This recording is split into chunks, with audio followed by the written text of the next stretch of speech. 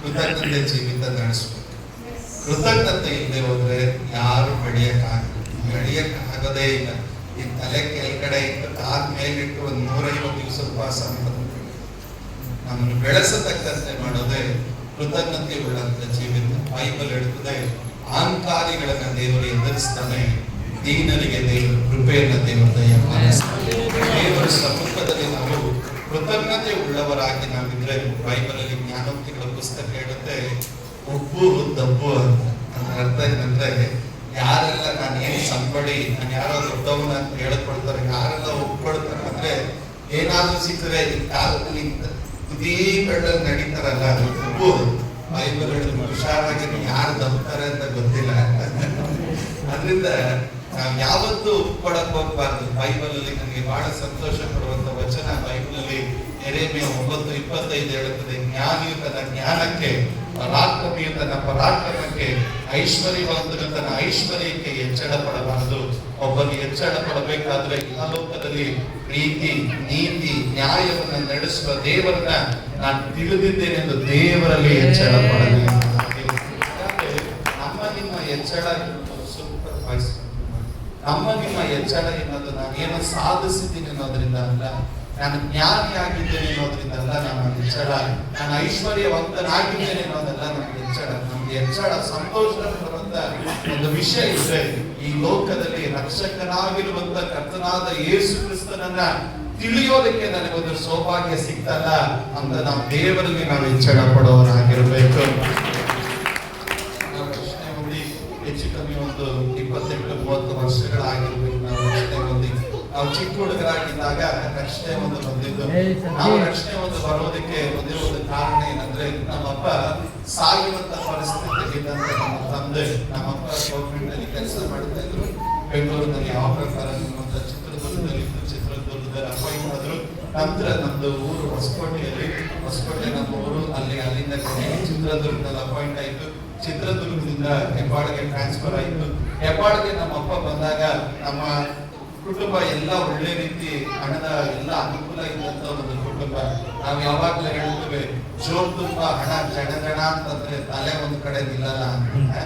ಜೋಬ್ ತುಂಬಾ ಹಣ ಜನ ಅಂತಂದ್ರೆ ಲೋಕ ಅನುಭವಿಸ್ಬೇಕು ಅಂತ ಹೇಳಿ ಓಡಿದಂತ ಗುಂಪಿನಲ್ಲಿ ನಮ್ಮಪ್ಪನು ಸಹ ಗುಂಪಿನಲ್ಲಿ ಓಡಿದ್ರು.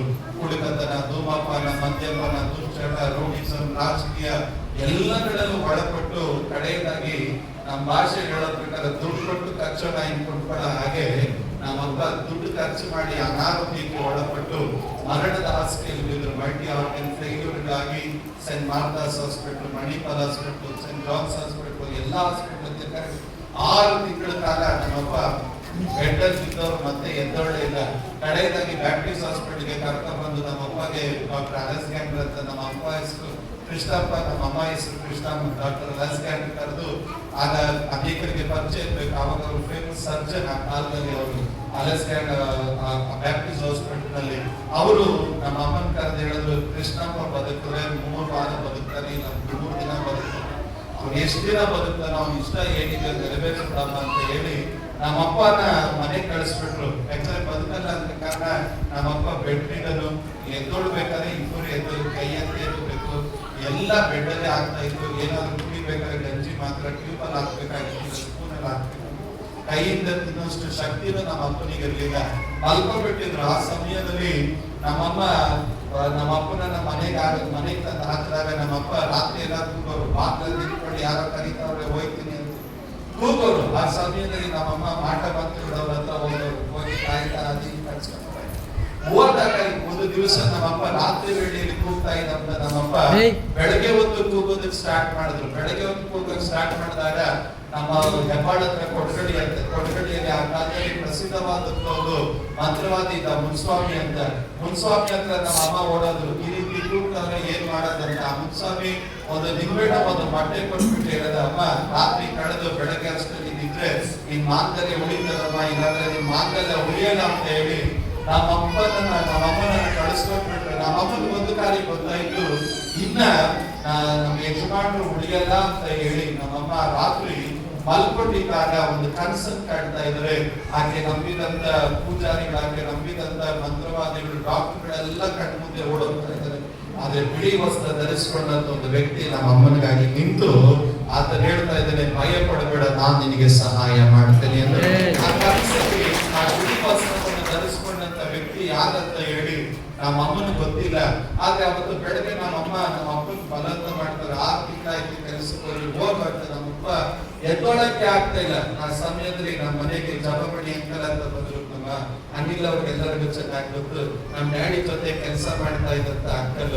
ಅವರು ಕಾರ್ ಡ್ರೈವರ್ ಅಷ್ಟೇ, ಪ್ರಾಸಂಗಿಕರಲ್ಲ, ಸ್ವಾರ್ಥಿಕರಲ್ಲ, ಅವರು ಟೀಚರೇ ಅಲ್ಲ, ಕಾರ್ ಡ್ರೈವರ್. ಡ್ಯಾಡಿ ಜೊತೆ ಕೆಲಸ ಮಾಡ್ತಾ ಇದ್ದವರು, ಹುಷಾರಿಲ್ಲ, ನೋಡಕ್ಕಂತ ಬಂದಿದ್ದಾರೆ. ನೋಡಕ್ಕಂತ ಬಂದವರು ನಮ್ ಡ್ಯಾಡಿ ಪರಿಸ್ಥಿತಿ ಕಂಡಾಗ ಹೇಗಿದ್ಯಾ ಅಂತ ಕೇಳಿದಾಗ ನಮ್ಮ ಅಪ್ಪ ಹೇಳಿದ್ರು, ಸಾಯ್ತಾ ಇದ್ದೀನಿ, ನನ್ನನ್ನ ಯಾರು ಬದುಕಿಸೋರಿಲ್ಲ ಅಂತ. ಆ ಸಮಯದಲ್ಲಿ ಅಂಕಲ್ ಒಂದೇ ಒಂದು ಮಾತು ಹೇಳಿದ್ರು, ಯೇಸುವನ್ನು ನಂಬು, ನೀನ್ ಹೋಗ್ತಾರ ಜೀವ ಯೇಸು ಉಳಿಸ್ತಾ. ನಮ್ಮ ಅಪ್ಪ ಹೇಳಿದ್ರು, ನಾನ್ ನಂಬೋರೆ ನಮ್ಮನ್ನ ಯಾರು ಮಾಡಿದ್ದೀನಿ ಹೋಗಿ ಸರ್ ಅಂತ. ತಕ್ಷಣ ಅಂಕಲ್ ಹೇಳಿದ್ರು, ಹೋಗೋ ಪ್ರಾಣ ಇಲ್ಲ ಹೋಗುತ್ತೆ, ಒಂದ್ಸರಿ ಯೇಸು ಸ್ವಾಮಿ ನಾಮಕ್ಕೆ ಹೋಗಿ ಕಲಿ. ಯಾವತ್ತು ಡ್ಯಾಡಿ ಒಂದು ಮಾತು ಅಂಕಲ್ ಕೊಟ್ರು, ಈ ಯೇಸು ಸ್ವಾಮಿ ಏನಾದ್ರೂ ನನ್ನ ಪ್ರಾಣ ಉಳಿಸಿದ್ರೆ ನಾನು ನನ್ನ ಮಕ್ಕಳು ಯೇಸು ಸ್ವಾಮಿಗಾಗಿ ಜೀವಿಸ್ತೀನಿ. ಆ ಸಮಯದಲ್ಲಿ ಅಂಕಲ್ ಅವರು ಯೋಹಾನ ಬರೆದ ಸುವಾರ್ತೆ 1:12 ವಚನವನ್ನ ಡ್ಯಾಡಿಗೆ ಹೇಳಿ ತಲೆ ಮೇಲೆ ಕೈ ಇಟ್ಟು, ದೊಡ್ಡ ಪ್ರಾಸಂಗಿಕರು ಸ್ವಾರ್ಥಿಕರಲ್ಲ, ಜಸ್ಟ್ ಕಾಡು ಇವರು, ಆ ಒಂದು ವಚನ ಹೇಳಿ ಯಾರ್ಯಾರು ಅದನ್ನು ಅಂಗೀಕರಿಸಿದ್ರು ಅಂದ್ರೆ ಆತನ ಹೆಸರಿನಲ್ಲಿ ನಂಬಿಕೆ ಇಟ್ರು ಅವರಿಗೆ ದೇವರ ಮಕ್ಕಳಾಗುವ ಅಧಿಕಾರವನ್ನು ಕೊಡುತ್ತಾನೆ. ಇವತ್ತು ನೀನ್ ದೇವರನ್ನು ನಂಬಿದೆಯಲ್ಲ, ನೀನ್ ದೇವರ ಮಗ, ಇನ್ನ ನಿನ್ ಸಾಯಕ್ಕಾಗಲ್ಲ, ನಿನ್ನ ಯೇಸು ಸ್ವಾಮಿ ಬದುಕಿಸ್ತಾನಂತ ಹೇಳಿ ತಲೆ ಮೇಲೆ 2 ನಿಮಿಷ ಕೈ ಇಟ್ಟು ಪ್ರಾರ್ಥನೆ ಮಾಡಿದ್ರು. ಒಂದು ಬಕೆಟ್ ನೀರು ಒಂದು ವ್ಯಕ್ತಿ ಮೇಲೆ ಸುಟ್ಟರೆ ಬೆವರು ಯಾವ ರೀತಿ ಹನಿ ಕಿತ್ಕೊಂಡು ಬರುತ್ತೋ ಆ ರೀತಿ ಆ 2 ನಿಮಿಷದ ಪ್ರಾರ್ಥನೆಯಲ್ಲಿ ನಮ್ಮ ಅಪ್ಪನ ಶರೀರದಿಂದ ಬೆವರಿಗೆ ಕಿತ್ಕೊಂಡು ಬಂದಿದ್ದು ಮಾತ್ರ ಅಲ್ಲ, 6 ತಿಂಗಳಿಂದ ಎದ್ದು ನಡೆದಾಡ್ತಿರೋ ನಮ್ಮಪ್ಪ ಆ ಪ್ರಾರ್ಥನೆ ನಂತರ ಕುತ್ಕೊಂಡ್ರು, ನಡೆದಾಡಿದ್ರು, ಓಡಾಡಿದ್ರು, ಬರೇ ಗಜ್ಜಿ ಕುಡಿತಾ ಇದ್ದ ನಮ್ಮಪ್ಪ ಆ ಪ್ರಾರ್ಥನೆ ನಂತರ ಮಧ್ಯಾಹ್ನ ಕೈಯಿಂದ ಮುದ್ದೆ ಮತ್ತು ಮಟನ್ ಸಾರು ತಿಂದ್ರು. ಅವತ್ತು ಗುರುವಾರ ನಮ್ಮಪ್ಪ ಸೌಖ್ಯ ಆದ್ರು. ಗುರುವಾರ ನಮ್ಮ ಮನೆ ವೈಟ್ ಪಾಲಿಶ್ ಆಯ್ತು. ವಾರ ಫಸ್ಟ್ ಟೈಮ್ ನಮ್ಮ ಅಪ್ಪ ಅಮ್ಮ ಚರ್ಚ್ ಬಂದ್ರು. ಅವತ್ತೇ ದೀಕ್ಷಾಸ್ತ್ರ ತಗೊಂಡು ವಾಪಸ್ ಮನೆಗೆ ಬಂದ್ರು. ಫಸ್ಟ್ ಟೈಮ್ ಚರ್ಚ್ಗೆ ಹೋಗಿ ಇಬ್ಬರಿಗೆ ದೀಕ್ಷಾಸ್ತ್ರ ತಗೊಂಡು ವಾಪಸ್ ಬಂದ್ರು. ಅವತ್ತು ಈ ಯೇಸು ಸ್ವಾಮಿ ನಮ್ಮ ಜೀವಿತದಲ್ಲಿ ಏನಾದ್ರು ಬರದೇ ಹೋಗಿದ್ರೆ ಇವತ್ತು ಚಂದ್ರಮಣಿ ನಿಮ್ಕೊಂಡು ಪ್ರಸಂಗ ಮಾಡ್ತಾ ಇರ್ಲಿಲ್ಲ. ನಾನು ಹೇಳ್ತೇನೆ, ಅವತ್ತು ಯೇಸು ಸ್ವಾಮಿ ಏನಾದ್ರು ನಮ್ಮ ಅಪ್ಪನನ್ನ ಸೌಖ್ಯ ಮಾಡದೆ ಹೋಗಿದ್ರೆ ಇವತ್ತು ರೋಡಿಗಳಾಗಿ, ಕುಡುಕರಾಗಿ, ದಾರಿ ತಪ್ಪಿದವರಾಗಿ, ಏನಕ್ಕೆ ಅನಾಥರಾಗಿ, ತಂದೆಯಿಂದ ಮಕ್ಕಳಾಗಿ ನಾವು ಹೇಗ್ ದಾರಿ ತಪ್ಪಿ ನಡೀತಾ ಇದೀವೋ ನಮಗೆ ಗೊತ್ತಿಲ್ಲ. ಇವತ್ತು ನಮ್ಗೆ ಸಂತೋಷ ಏನಂದ್ರೆ ನಾವು ಕರ್ನಾಟಕ ಪೂರ್ತಿಯಾಗಿ ಸೇವೆ ಮಾಡ್ತಾ ಇದ್ವಿ. 100 ಆತ್ಮಗಳನ್ನು ಸಂಪಾದನೆ ಮಾಡಿದ್ವಿ. 100 ಆತ್ಮಗಳನ್ನ ಸಂಪಾದನೆ ಮಾಡಿದ್ವಿ ಅನ್ನೋದೆಲ್ಲ ನಮ್ ಸಂತೋಷ. ಯೂಟ್ಯೂಬ್ ಬಂದ್ವಿ, ಅಲ್ಲಿ ಬಂದ್ವಿ, ಇಲ್ಲಿ ಬಂದ್ವಿ, ಅಲ್ಲಿ ಹೋದ್ವಿ, ಇಲ್ಲೋದ್ವಿ ಅನ್ನೋದೆಲ್ಲ ನಮ್ ಸಂತೋಷ. ನಮ್ಗಿರೋದು ಒಂದೇ ಒಂದು ಸಂತೋಷ, ಈ ಸತ್ಯ ದೇವರನ್ನ ಅರಿಯೋ ಕೃಪೆ ದೇವರು ನಮಗೆ ಕೊಟ್ಟನಲ್ಲ, ಅದಕ್ಕಿಂತ ಸಂತೋಷ ಈ ಲೋಕದಲ್ಲಿ ಬೇರೆ ಯಾರಿಲ್ಲ. ನಾಳೆ ದೇವ್ರು ನಮ್ಗೆ 10 ಕೋಟಿ ಆತ್ಮ ಕೊಡ್ಲಿ, ಅದರಲ್ಲೆಲ್ಲ ನಮ್ಗೆ ಸಂತೋಷ.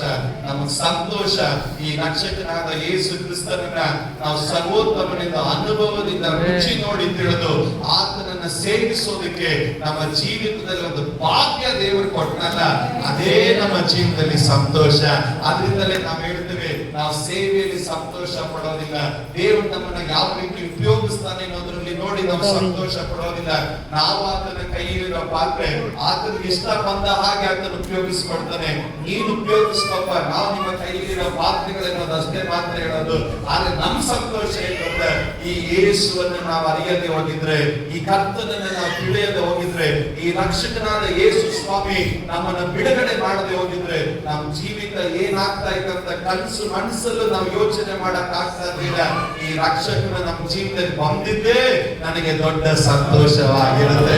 ಅದರಿಂದ ಇವತ್ತು ಹೇಳ್ತೇನೆ, ಎಚ್ಚರ ಕೊಡುವವನು ಈ ಲೋಕದಲ್ಲಿ ಪ್ರೀತಿ, ನೀತಿ, ನ್ಯಾಯವನ್ನ ನಡೆಸುವ ದೇವರನ್ನ, ಸತ್ಯವನ್ನ ತಿಳಿದುಕೊಳ್ಳೋದಕ್ಕೆ ದೇವರು ನಮಗೊಂದು ಭಾಗ್ಯವನ್ನು ಕೊಟ್ಟನಲ್ಲ ಎಂದು ನಾವು ನೆನೆಸುವವರಾಗಿ, ನಾವು ಅದಕ್ಕಾಗಿ ನಾವು ಸ್ತೋತ್ರ ಹೇಳುವವರಾಗಿರ್ಬೇಕು.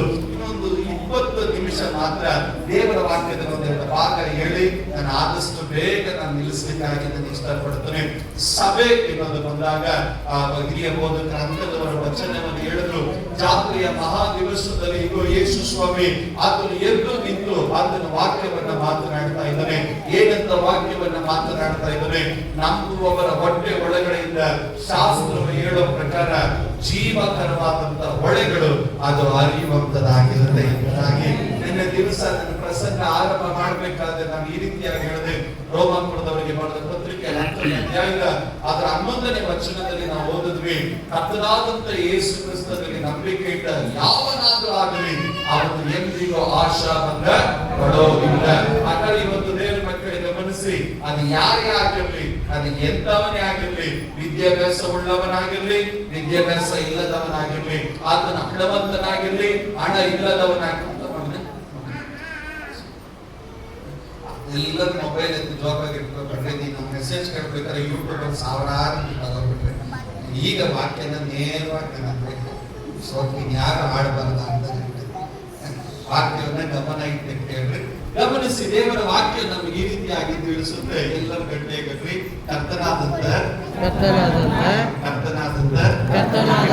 ಯೇಸು ಕ್ರಿಸ್ತನಲ್ಲಿ ನಂಬಿಕೆ ಇಟ್ಟಿರುವ ನಾನಾದರೂ ನನ್ನ ಕುಟುಂಬವಾದರೂ ಎಂದಿಗೂ ಆಶಾಭಂಗ ಪಡುವುದಿಲ್ಲ. ವಚನ ಹೇಳ್ತಾರೆ, ಈ ಪದ ಹೇಳ್ತಾರೆ, ಯೇಸು ಕ್ರಿಸ್ತನ ನಾಮವನ್ನ ಕೂಗಿ ಹೇಳುವ ನನಗಾದರೂ ಎಲ್ಲವನ್ನ ಕರ್ತನು ಹೇರಳವಾಗಿ ದಯಪಾಲಿಸುತ್ತಾನೆ. ಕರ್ತನಾದಂತ ಯೇಸು ಕ್ರಿಸ್ತನಲ್ಲಿ ಯಾರು ನಂಬಿಕೆ ಇಟ್ಟಿರ್ತಾರೋ ಅವರು ಎಂದಿಗೂ ಆಶಾಭಂಗ ಪಡೋದಕ್ಕೆ ದೇವರ ಅನುಮತಿ ಕೊಡೋದೇ ಇಲ್ಲ. ಯೇಸು ಕ್ರಿಸ್ತನಲ್ಲಿ ನಂಬಿಕೆ ಇಟ್ಟು ಯೇಸು ಸ್ವಾಮಿಗಾಗಿ ಜೀವಿಸುವವನು ಎಂದಿಗೂ ಆಶಾಭಂಗ ಪಡೋದಕ್ಕೆ ದೇವರ ಅನುಮತಿ ಕೊಡೋದಿಲ್ಲ. ಕರ್ತನಾದಂತ ಯೇಸು ಕ್ರಿಸ್ತನಲ್ಲಿ ನಂಬಿಕೆ ಇಟ್ಟು ಸೇವೆ ಮಾಡುವಂತ ಯಾವನಾದರೂ ಸಹ ಆಶಾಭಂಗ ಪಡೋದಕ್ಕೆ ನನ್ನ ದೇವರ ಅನುಮತಿ ಕೊಡೋದಿಲ್ಲ. ಕರ್ತನಾದಂತ ಯೇಸು ಕ್ರಿಸ್ತನಲ್ಲಿ ನಂಬಿಕೆ ಇಟ್ಟು ಜೀವಿತವನ್ನು ನಡೆಸುವಂತ ಯಾವನಾದರೂ ಸಹ ಅವನು ಎಂದಿಗೂ ಆಶಾಭಂಗ ಪಡೋದಕ್ಕೆ ನನ್ನ ದೇವರ ಅನುಮತಿ ಕೊಡೋದೇ ಇಲ್ಲ. ಎರಡನೇದಾಗಿ ಬೈಬಲ್ ಹೇಳ್ತದೆ, ಯೇಸುವಲ್ಲಿ ನಂಬಿಕೆ ಇಡುವ ಪ್ರತಿಯೊಬ್ಬನು ತನ್ನ ಜೀವಿತದ ಎಂತ ಪರಿಸ್ಥಿತಿ ಬಂದ್ರು ಅದನ್ನು ಯೇಸುವಿನ ನಾಮ ಮಾತ್ರ ಹೇಳೋನಾಗಿರುತ್ತಾನೆ. ನಾನು ಹೇಳ್ತೇನೆ, ಜೀವಿತದಲ್ಲಿ ಹೋರಾಟ ಬಂದ್ರು, ಜೀವಿತದಲ್ಲಿ ಪ್ರತಿಕೂಲಗಳು ಬಂದ್ರು, ಜೀವಿತದಲ್ಲಿ ಹಿಂಸೆಗಳು ಬಂದ್ರು, ಜೀವಿತದಲ್ಲಿ ನಾವು ಎದುರುಗೊಂಡಂತ ಅನೇಕ ಸಮಸ್ಯೆಗಳನ್ನ ಎದುರಿಸಲಿಕ್ಕಾಗದಂತೆ ನಮ್ಮ ಮುಂದೆ ತಡೆಯಾಗದು ನಿಲ್ಲಲ್ಪಟ್ಟರು ಸಹ ಯೇಸು ಸ್ವಾಮಿ ಮೇಲೆ ನಂಬಿಕೆ ಇಟ್ಟವನು ಯಾವ ಮನುಷ್ಯನ ಹೆಸರು ಹೇಳಲ್ಲ, ಯಾವ ಅಧಿಕಾರಿ ಹೆಸರು ಹೇಳಲ್ಲ, ಯಾವ ಹಣವಂತನ ಹೆಸರು ಹೇಳಲ್ಲ. ಯೇಸು ಸ್ವಾಮಿಯಲ್ಲಿ ನಂಬಿಕೆ ಇಟ್ಟಿರುವ ಪ್ರತಿಯೊಬ್ಬನು ನಮ್ಮನ ಬಾಯಿಯಲ್ಲಿ ಬರುವಂತ ಒಂದೇ ಒಂದು ನಾಮ, ಅದು ಯೇಸುವಿನ ನಾಮವಾಗಿರುತ್ತದೆ. ದೇವರ ಮಕ್ಕಳಿಗೆ ಗಮನಿಸಿ, ಯೇಸುವಿನ ನಾಮವನ್ನ ಹೇಳಿಕೊಡುವ ಪ್ರತಿಯೊಬ್ಬರಿಗೂ ದೇವರು ಸ್ವಲ್ಪ ಸ್ವಲ್ಪ ಗಿಂಜಿ ಕೊಡ್ತೀನಿ ಅಂತ ಅಲ್ಲ ಹೇಳಿದ್ದು, ಎಲ್ಲವನ್ನ ಹೇರಳವಾಗಿ ದೇವರು ಕೊಡುತ್ತಾರೆ. ನಿಮ್ಮ ಬಾಯಲ್ಲಿ ಯೇಸುವಿನ ನಾಮವನ್ನು ಉಚ್ಚರಿಸುವುದನ್ನ ಎಂದಿಗೂ ನೀವು ನಿಲ್ಲಿಸಲೇಬಾರದು. ನಿಮ್ಮ ಬಾಯಲ್ಲಿ ಯೇಸುವಿನ ನಾಮವನ್ನ ಯೇಸು ಕ್ರಿಸ್ತದಲ್ಲಿ ನಂಬಿಕೆ ಇಟ್ಟಂತ ನೀವುಗಳು ನಿಮ್ಮ ಬಾಯಲ್ಲಿ ಯಾವಾಗಲೂ ಯೇಸುವಿನ ನಾಮವನ್ನ ಹೇಳುತ್ತಾ ಇರಬೇಕು. ನನ್ನ ದಿವಸದಲ್ಲಿ ಅದನ್ನು ನಾನು ವಿವರಿಸಿದೆ.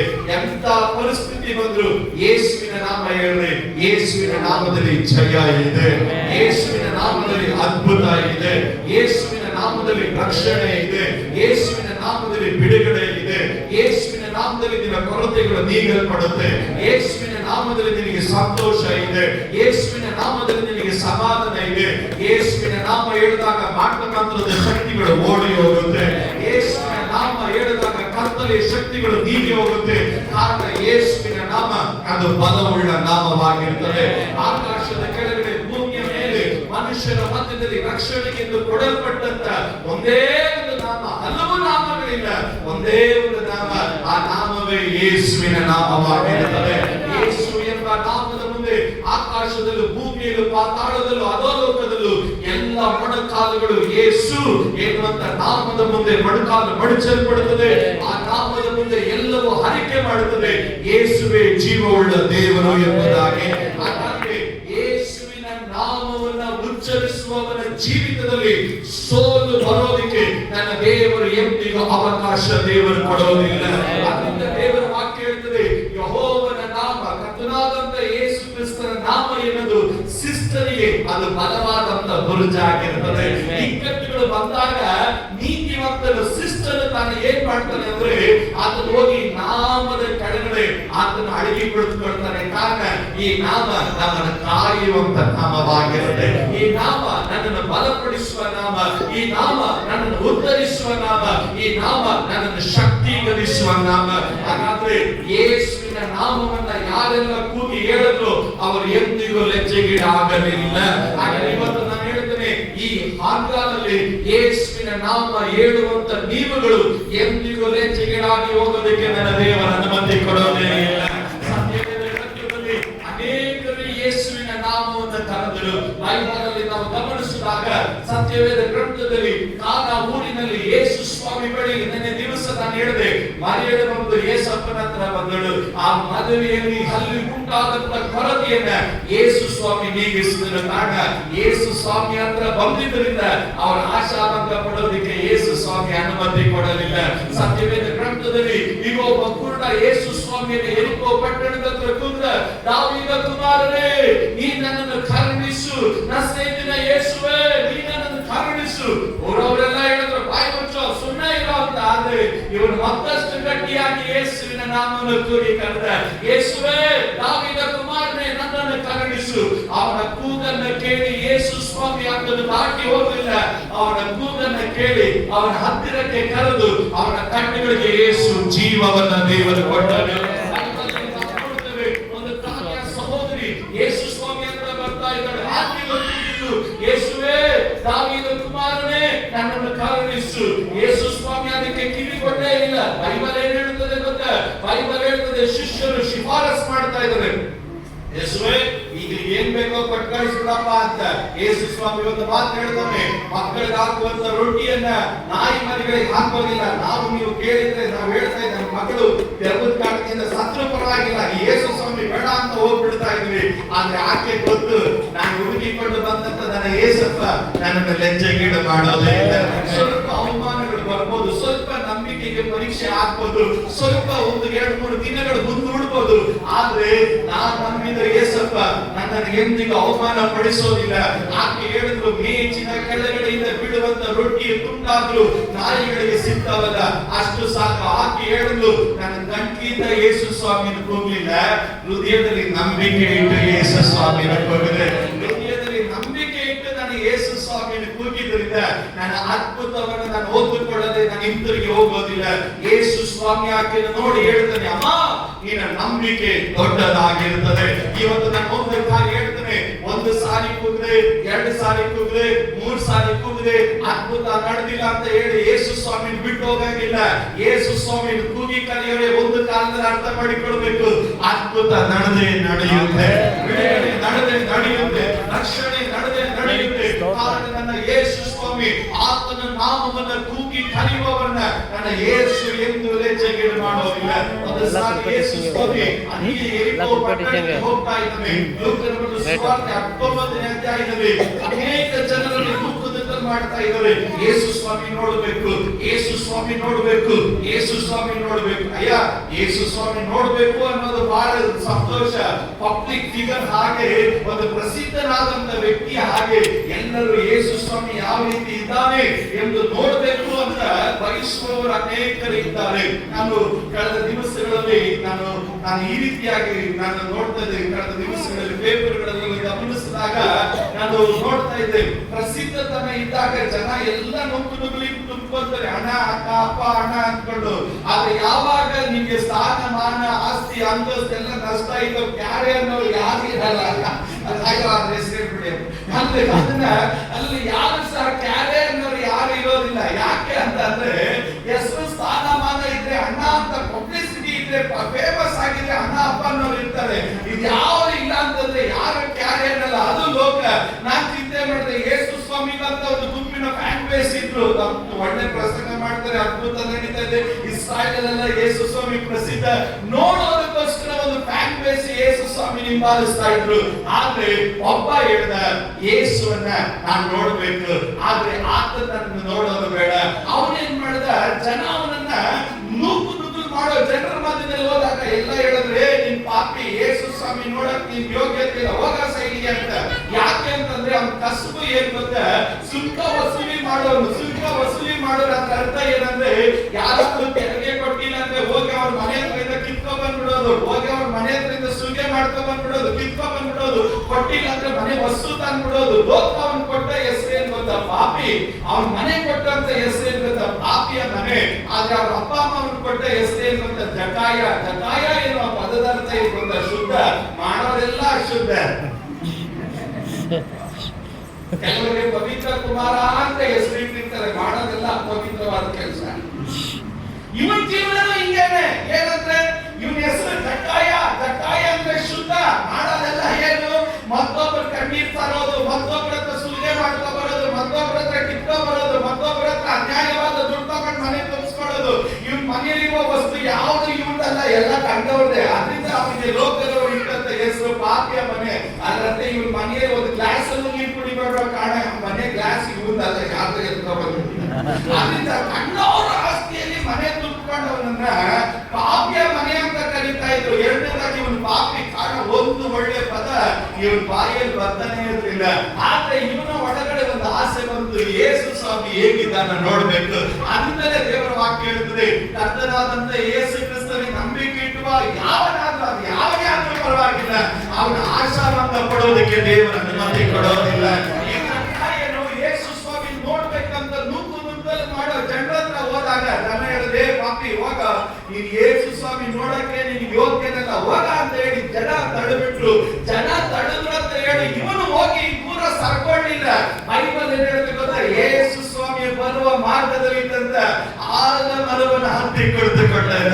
ಆರದ ಮರವನ್ನು ಹತ್ತಿ ಕುಳಿತುಕೊಂಡಾಗ ನನಗೆ ಬಹಳ ಸಂತೋಷ ಪಡೋ ಕಾರ್ಯ ಏನ್ ಗೊತ್ತಾ, ಬೈಬಲ್ ಸ್ಪಷ್ಟ ಹೇಳುತ್ತೆ, ಗಿಡ್ಡ ಇವನು ಅಂತ. ಗಿಡ್ಡ. ಆದ ಮರದ ವಿಶೇಷತೆ ಏನ್ ಗೊತ್ತಾ, ಇನ್ನೆಂಗೋ ಗೊತ್ತಿಲ್ಲ, ನಮ್ಮ ಕಡೆ ಆದ ಮರ ಇದೆ, ಹೆಸರಿದೆ, ಏನಂದ್ರೆ ಸೋಮೇರಿಗಳ ಕಟ್ಟೆ ಅಂತ. ಇಲ್ಲಿದೆಯೋ ಇಲ್ಲ ನಮ್ಗೆ ಗೊತ್ತಿಲ್ಲ. ನಮ್ಮೂರ್ ಕಡೆ ಎಲ್ಲ ಊರ್ ಒಂದೇ ಆತ್ಮರ ಇರುತ್ತೆ, ಊರ್ ಕೆರಳ ಆತ್ಮರ ಇರುತ್ತೆ. ಆತ್ಮರ ಇದ್ರೆ ಅದಕ್ಕೊಂದು ಹೆಸರು ಇರುತ್ತೆ, ಏನಂತ, ಸೋಂಬೇರಿ ಕಟ್ಟೆ. ಅದರಂತ ಊರಲ್ಲಿರೋ ಸೋಂಬೇರಿಗಳೆಲ್ಲ ಕುತ್ಕೊಂಡಿರೋ ಜಾಗ ಅದು. ಕೆಲ್ಸಕ್ಕೆ ಹೋಗ್ತಾ ಇರೋನು, ದುಡಿಯದೇ ಇರೋನು, ತಮಾಷೆ ಮಾಡೋದು, ರೋಡಲ್ಲಿ ಯಾರ್ಯಾರು ಬರ್ತಾರ ಅವ್ರಿಗೆಲ್ಲರಿಗೂ ಕಮೆಂಟ್ ಹೊಡೆಯೋರೆಲ್ಲ ಕುತ್ಕೊಳ್ಳೋ ಜಾಗ ಈ ಸೋಂಬೇರಿ ಕಟ್ಟೆ, ಆಲ್ದ ಮರ ಇರುವಂತ ಸ್ಥಳ.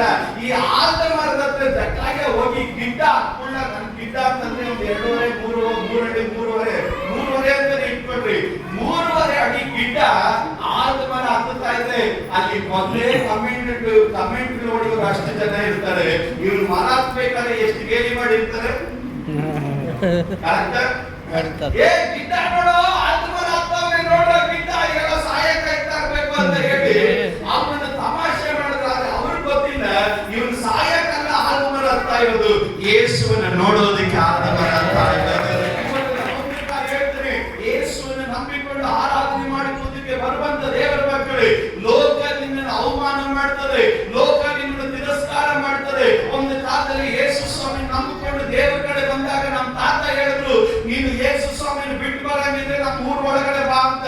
ಊರವರು ಹೇಳಿದ್ರು, ಈ ವಟಾರ ಬಿಟ್ಕೊಂಡು ಕಾರ್ಯ ಮಾಡ್ಕೊಂಡು ಹೋಗ್ರಿ, ನೀವು ನಿನ್ನ ಮಕ್ಕಳು ಹಾಳಾಗಿ ಭಿಕ್ಷೆ ಬೇಡ್ತೀರ. ನಮ್ಮ ಅಜ್ಜಿ ಹೇಳಿದ್ರು, ನಿಮ್ಮ ದೊಡ್ಡಪ್ಪನ ಮಕ್ಕಳ ಹತ್ರ ಬಂದು ನೀವೆಲ್ಲ ಭಿಕ್ಷೆ ಬೇಡ್ಕೊಂಡು ತಿಂತೀರೋ ಅಂತ ಹೇಳಿ ನಮ್ಮ ಅಜ್ಜಿ ನಮ್ಮನ್ನು ಶಾಪ ಹಾಕಿ ನಮ್ಮನ್ನು ಊರಿಂದ ಹೊರಗಡೆ ಹಾಕಿದ್ರು. ಆದ್ರೆ ಇವತ್ತು ಹಿಂದಿರುಗಿ ನೋಡಿದಾಗ ನಾವ್ ಹೇಳೋದಕ್ಕೆ ಸಾಧ್ಯ, ಆವತ್ತು ಯೇಸುವಿನ ನಂಬಿಕೆಯಿಂದ ನೋಡ್ಬೇಕು ಅಂತ ಆಲ್ದ ಮರ ಹತ್ತಿದಾಗ ಊರವ್ರು ಗೇಲಿ ಮಾಡಿದ್ರು, ಸ್ವಂತ ಅಜ್ಜಿ ತಾತ ಗೇಲಿ ಮಾಡಿದ್ರು, ದೊಡ್ಡಪ್ಪ ಚಿಕ್ಕಪ್ಪ ದೊಡ್ಡಪ್ಪ ಗೇಲಿ ಮಾಡಿದ್ರು, ನಮ್ಮ ವಟಾರದಲ್ಲಿ ಇರೋರು ಗೇಲಿ ಮಾಡಿದ್ರು. ವರ್ಷಗಳು ಉಳಿತು. ಇವತ್ತು ಅವ್ರ ಮಕ್ಕಳು ನೋಡಿ ನಮ್ಗೆ ಹೇಳ್ತಾರೆ, ನಮ್ಮನ್ನು ನೋಡಿ ಅವ್ರ ಮಕ್ಕಳಿಗೆ ಹೇಳ್ತಾರೆ, ಇದ್ರೆ ಕೃಷ್ಣಪ್ಪನ ಮಕ್ಕಳ ತರ ಇರ್ಬೇಕು, ನೀವು ಇದ್ರೆ ಅವ್ರ ತರ ಜೀವನ ಮಾಡ್ಬೇಕು, ಇದ್ರೆ ಇವ್ರ ತರ ಬದುಕ್ಬೇಕು. ಯಾಕಂದ್ರೆ ಅವತ್ತು ಗೇಲಿ ಆಯ್ತು ಅಂತ ಹೇಳಿ ಜಕ್ಕಾಯ ಏನಾದ್ರೂ ಆಲ್ದ ಮರದಲ್ಲಿ ಇಳಿದಿದ್ರೆ ಇವತ್ತು ಬೈಬಲ್ ಅಲ್ಲಿ ಅವನ ಹೆಸರು ಇರ್ತಾ ಇರ್ಲಿಲ್ಲ. ಅವತ್ತು ಗೇಲಿ ಮಾಡಿದ್ರು ಅಂತ ಹೇಳಿ, ಶಾಪ ಹಾಕಿದ್ರು ಅಂತ ಹೇಳಿ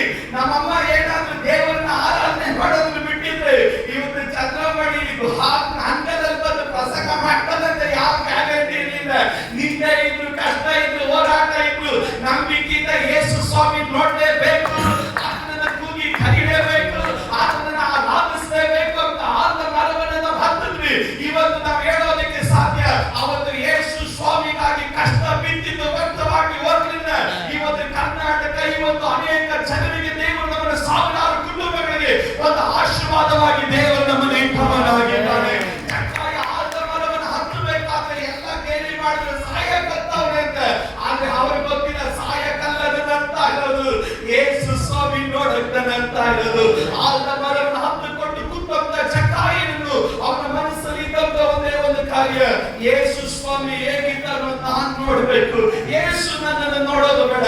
ಬೈಬಲ್ ಹೇಳ್ತದೆ ಯೇಸು ಸ್ವಾಮಿಯ ಚಕ್ರ ಮಧ್ಯದಲ್ಲಿ ನೂಕು ನುಗ್ಗಲಾಗಿ ಹೋಗುತ್ತಿರುವ ಜನರ ಮಧ್ಯದಲ್ಲಿ ಹೋಗುತ್ತಾ ಇರ್ಬೇಕಾದ್ರೆ ಯೇಸು ಸ್ವಾಮಿ ಆಲದ ಮರದ ಹತ್ರ ಸಡನ್ ಆಗಿ ನಿಂತರು. ನನಗೆ ಬಹಳ ಸಂತೋಷ ಪಟ್ಟ ಕಾರ್ಯ, ಯಾರೆಲ್ಲ ಮನಪೂರ್ವಕವಾಗಿ ಯೇಸು ಸ್ವಾಮಿ ನೋಡಿ ಕೂಗಿ ಕರೀತಾರೋ ಅವರಿಗೋಸ್ಕರ ಯೇಸು ಸ್ವಾಮಿ ನಿಂತೇ ನಿಲ್ತಾನೆ. ನಿನಗಾಗಿ ಯಾರು ನಿಲ್ದಿದ್ರು ಯೇಸು ನಿಂತೇ ನಿಂತಿರ್ತಾನೆ. ನಿನ್ನ ಕುಟುಂಬಕ್ಕಾಗಿ ಯಾರು ನಿಲ್ದಿದ್ರು ಯೇಸು ನಿಂತೇ ನಿಂತಿರ್ತಾನೆ. ಬೈಬಲ್ ಹೇಳ್ತದೆ ಆ ಜಕ್ಕಾಯನಿಗಾಗಿ ಯೇಸು ನಿಂತು ಆಲದ ಮರದ ಕಡೆ ನೋಡಿ ತಕ್ಷಣ ಜಕ್ಕಾಯನಿಗೆ ಯೇಸು ಸ್ವಾಮಿ ಹೇಳ್ತಾನೆ, ತಟ್ಟನೆ ಹಿಡಿದು ಬಾ, ಈ ಹೊತ್ತು ನಾನು ನಿನ್ನ ಮನೆಯಲ್ಲಿ ಇಳ್ಕೊಳ್ತೀನಿ. ನನಗೆ ಬಹಳ ಸಂತೋಷ ಪಟ್ಟಂತ ಕಾರ್ಯ ಗೊತ್ತ. ಜಕ್ಕಾಯ ಆಲದ ಮರದಿಂದ ಜಿಗುದ್ನೋ ಏಣಿ ಹುಡುಕನೋ ಏನಂತ ಗೊತ್ತಿಲ್ಲ, ತಟ್ಟನೆ ಹಿಡಿದು ಬಂದ, ತಟ್ಟನೆ ಹಿಡಿದು ಬಂದ, ತಟ್ಟನೆ ಹಿಡಿದು ಬಂದ. ಇವತ್ತು ನಾನು ಕೇಳ್ತೀನಿ 13ನೇ ವರ್ಷದ ವಾರ್ಷಿಕೋತ್ಸವದಲ್ಲಿ ಯೇಸು ನಿನ್ನ ಮನೆಗೆ ಬರ್ಲಿಕ್ಕಾಗಿ ಇಷ್ಟಪಡುತ್ತಾನೆ. ಇವತ್ತು ನೀನು ಮಾಡಬೇಕಾದ ಒಂದು ಕಾರ್ಯ ಗೊತ್ತಾ, ತಟ್ಟನೆ ನೀನು ಹಿಡಿದು ಬರಬೇಕು. ಎಲ್ಲೆಲ್ಲಿ ಅಪನಂಬಿಕೆ ಇದೆಯೋ, ಎಲ್ಲೆಲ್ಲಿ ಸಂಶಯ ಇದೆಯೋ, ಎಲ್ಲೆಲ್ಲಿ ಭಯ ಇದೆಯೋ, ಎಲ್ಲೆಲ್ಲಿ ಹಿಂಜರಿಕೆ ಇದೆಯೋ ಅದನ್ನೆಲ್ಲ ಬಿಟ್ಟು ತಟ್ಟನೆ ಯೇಸು ಸ್ವಾಮಿ ಬಳಿಗೆ ಹಿಂತಿರುಗಿ ಬಾ. ಯೇಸು ಇವತ್ತು ನಿನ್ನ ಮನೆಯಲ್ಲಿ ಬರ್ಲಿಕ್ಕಾಗಿ ಇಷ್ಟಪಡ್ತಾನೆ. ನನಗೆ ಬಹಳ ಸಂತೋಷ ಪಟ್ಟಂತ ಕಾರ್ಯ, ಯೇಸು ಸ್ವಾಮಿ ತಟ್ಟನೆ ಅಂತ ಹೇಳಿದಾಗ ನಾನು ಚಿಂತೆ ಮಾಡಿದೆ, ಆಲದ ಮರ ಬಹಳ ದೊಡ್ಡದಿರುತ್ತೆ, ಜಿಗಿದ್ರೆ ಕೈ ಕಾಲು ಮುರಿದೋಗುತ್ತೆ. ಜಕ್ಕಾಯನಿಗೊಂದು ನಂಬಿಕೆ, ಮುರಿದ್ರು ಸಹ ಸೌಖ್ಯ ಮಾಡಕ್ಕೆ ಯೇಸು ಪಕ್ಕದಲ್ಲೇ ಇರ್ತಾನಲ್ಲ, ಇನ್ನೇನು ಚಿಂತೆ ಕುತ್ಕೊಂಡು ಸೌಖ್ಯ ಆಗ್ತಾನೆ ಹೋಗ್ತೀನಿ ಅಂತ ಹೇಳಿ ನಂಬಿಕೆಯಿಂದ ಜಿಗಿಯಕ್ಕೆ ಸ್ಟಾರ್ಟ್ ಮಾಡಿದ. ಇವತ್ತು ದೇವರ ಮಕ್ಕಳೇ, ನೀನ್ ನಂಬಿಕೆಯಿಂದ ಜಿಗಿದ್ರೆ, ನೀನ್ ನಂಬಿಕೆಯಿಂದ ದೇವರ ನಾಮಕ್ಕಾಗಿ ನಿಂತ್ರೆ ನನ್ನ ದೇವರು ನಿನ್ನನ್ನು ಎಂದಿಗೂ ಲಜ್ಜೆಗೀಡು ಮಾಡುವುದಿಲ್ಲ. ನಿನಗಾಗಿ ನನ್ನ ದೇವರು ನಿಂತಿರ್ತಾನೆ. ಜಕ್ಕಾಯನು ಯೇಸು ಸ್ವಾಮಿಯ ಪಕ್ಕದಲ್ಲಿ ನಿಂತಾಗ ಊರವರೆಲ್ಲ ಹೇಳಿದ್ರು ಪಾಪಿಯ ಮನೆ, ಊರವರೆಲ್ಲ ಹೇಳಿದ್ರು ಇದು ಪಾಪಿ ಅಂತ. ಆದ್ರೆ ಯೇಸು ಸ್ವಾಮಿ ಆ ಪಾಪಿಯನ್ನೇ ಕರ್ಕೊಂಡು ಹೋಗ್ತಾ ಇದ್ದಾರೆ. ನಾನು ಯೇಸು ಸ್ವಾಮಿಗೆ ಒಂದು ಸಂತೋಷದ ಸುದ್ದಿ ಏನ್ ಗೊತ್ತಾ, ಪಾಪಿ ಅಂತ ಹೇಳೋರು ಪಾಪದಿಂದ ಮನ ತಿರುಗಲ್ಲ, ಪಾಪಿ ಅಂತ ಕರೆಸಲ್ಪಡೋರೆ ಅನೇಕ ಸಾರಿ ಪಾಪದಿಂದ ಮನ ತಿರುಗಿರ್ತಾರೆ. ಇದು ಸ್ವಲ್ಪ ಜೀರ್ಣಿಸ್ಕೊಳ್ಳೋದು ಬಹಳ ಕಷ್ಟ. ಅದು ಇನ್ನೊಂದ್ಸರಿ ಹೇಳ್ಬೇಕು. ಕೆಲವೊಂದ್ಸಾರಿ ಮತ್ತೊಬ್ಬರು ನೋಡಿ ನೀನ್ ಪಾಪಿ ಅಂತ ಹೇಳೋರು ಪಾಪದಲ್ಲಿ ಇರ್ತಾರೆ, ಆದ್ರೆ ಪಾಪಿ ಅಂತ ಬೇಡ್ಕೊಳ್ಸ್ಕೊಳ್ಳೋರು ಯಾವಾಗಲೂ ಮನ ತಿರುಗಿಬಿಟ್ಟಿರ್ತಾರೆ. ಊರವರೆಲ್ಲರಿಗೂ ಅವನು ಪಾಪಿ, ಆದ್ರೆ ಅವ್ರ ಮನೆಗೆ ಯೇಸು ಸ್ವಾಮಿ ಬಂದ. ಆದ್ರೆ ಊರವರೆಲ್ಲ ಇನ್ನ ಪಾಪದಲ್ಲೇ ಇದ್ದಾರೆ. ಒಬ್ಬರು ಈ ಮನೆಗೂ ಯೇಸು ಸ್ವಾಮಿ ಹೋಗಿಲ್ಲ. ನಾನು ಯಾವಾಗ ಹೇಳ್ತೇನೆ, ಮತ್ತೊಬ್ಬರ ಮೇಲೆ ದೂರ ಹೇಳೋದು ಬಹಳ ಸುಲಭ, ಆದ್ರೆ ನಮ್ಮಲ್ಲಿರೋ ಕೊರತೆಗಳನ್ನ ತಿಳ್ಕೊಳ್ಳೋದು ಬಹಳ ಕಷ್ಟ. ನಾನು ಯಾವಾಗಲೂ ಈ ಚರ್ಚ್ ಬಿಲ್ಡಿಂಗ್ ಅಲ್ಲಿ ಅಥವಾ ಚರ್ಚ್ ಸಿಸ್ಟಮ್ ಅಲ್ಲಿ, ಚರ್ಚ್ ಕಟ್ಟೋದ್ರಲ್ಲಿ ಅಂಕಲ್ ಒಂದು ವಿಷಯ ಇರುತ್ತದೆ, ಕಿಂಗ್ಡಮ್ ಆಫ್ ಗಾಡ್, ದೇವರಾಜ್ಯ ಅನ್ನೋದು ವಿಷಯ, ಅದರ ಕುಟುಂಬಗಳ ವಿಷಯದಲ್ಲಿ ಒಂದು ಒಳ್ಳೆ ಕುಟುಂಬ ಕಟ್ಟಬೇಕಾ, ಒಂದು ಒಳ್ಳೆ ಜೀವನ ಕಟ್ಟಬೇಕಾ, ಫಸ್ಟ್ ದೂರ ಹೇಳೋದನ್ನು ನಿಲ್ಲಿಸಬೇಕು ಅಂತ.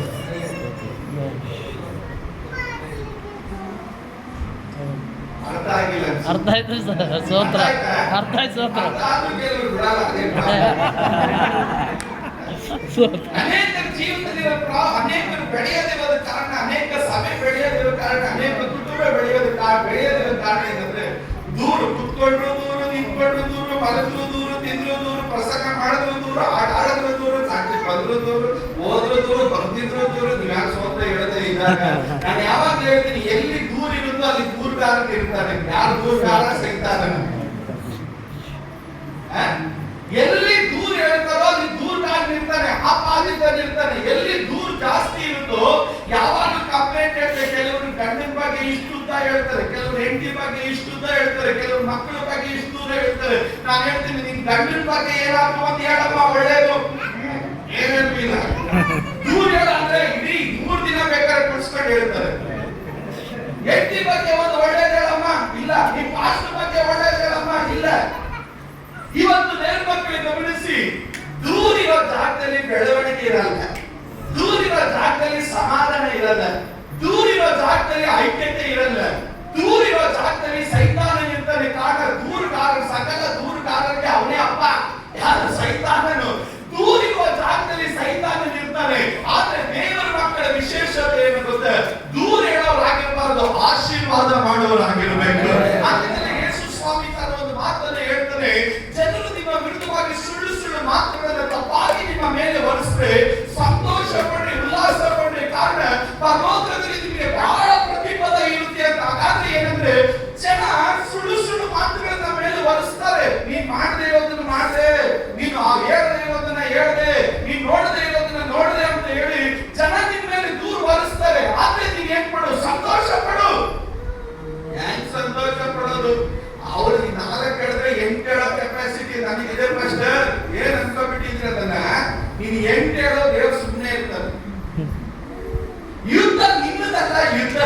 ಮಾಡುವವರಾಗಿರ್ಬೇಕು.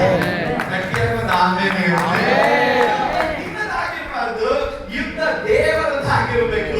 ಅದರಿಂದಲೇ ಪೇತ್ರ 1 ಪೇತ್ರ 3:8 ಹೇಳ್ತಾರೆ, ನೀವೆಲ್ಲರೂ ಕಡೆಗೆ ಏಕ ಮನಸ್ಸುಳ್ಳವರಾಗಿರಿ, ಅಣ್ಣ ತಮ್ಮಂತೆ ಅಂತೇಳಿ ಅಪಕಾರಕ್ಕೆ ಅಪಕಾರವನ್ನು ಮಾಡದೆ ಎಲ್ಲರಿಗೂ ಒಳ್ಳೆಯದನ್ನು ಮಾಡಿ ನೀವು ಏನ್ ಮಾಡ್ಬೇಕು, ಇತರರನ್ನ ಆಶೀರ್ವಾದ ಮಾಡಿ. ಇದಕ್ಕಾಗಿ ದೇವರು ನಿಮ್ಮನ್ನು ಕರೆದಿದ್ದಾನೆ. ಈ ರೀತಿ ಮಾಡುವವನು ಅವನ ಆಶೀರ್ವಾದಕ್ಕೆ ಬಾಧ್ಯನಾಗ್ತಾನೆ ಎನ್ನುವುದು ದೇವರ ವಾಕ್ಯ ಹೇಳುತ್ತದೆ.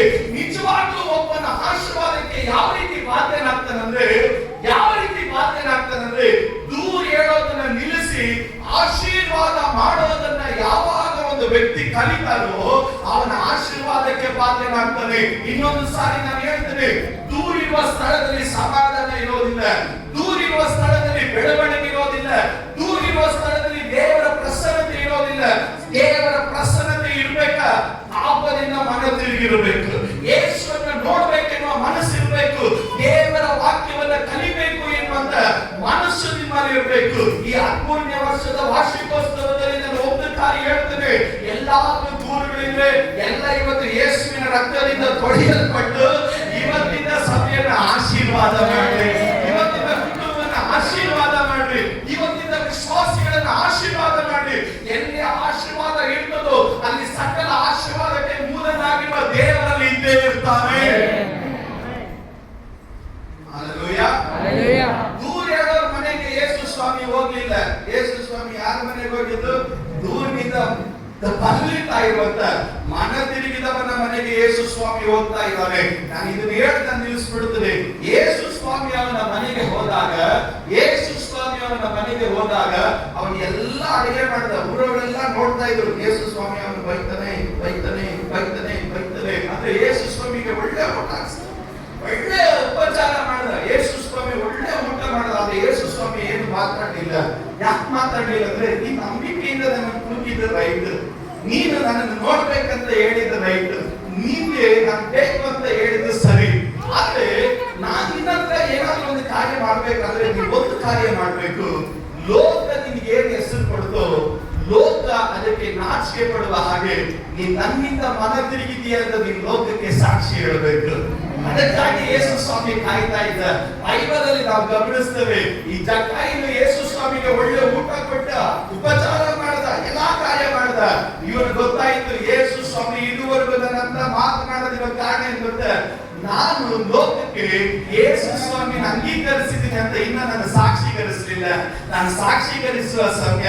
ಏನ್ ಸಾಕ್ಷೀಕರಿಸಬೇಕು? ಅವನು ಹೇಳಿದ, ಸ್ವಾಮಿ ನಾನು ಅನ್ಯಾಯವಾಗಿ ಯಾರ ಹತ್ರ ಇಂದ ಏನಾದ್ರು ತೆಗೆದುಕೊಂಡಿದ್ರೆ ಅದನ್ನ 4ರಷ್ಟು ಹಿಂದಿರುಗಿ ಕೊಡುತ್ತೇನೆ, ಆಸ್ತಿಯಲ್ಲಿ ಅರ್ಧ ಪಾಲು ಬಡವರಿಗೆ ಕೊಡುತ್ತೇನೆ. ತಕ್ಷಣ ಯೇಸು ಸ್ವಾಮಿ ಹೇಳಿದ್ರು, ಯಾವ ಲೋಕ ನಿನ್ನ ಪಾಪಿ ಅಂತ ಹೇಳು, ಅದೇ ಲೋಕಕ್ಕೆ ನೀನು ಸಾಕ್ಷಿ ಕೊಟ್ಟೆ, ನಾನು ಯೇಸುವಿನಿಂದ ಬದಲಾಗಿದ್ದೇನೆ.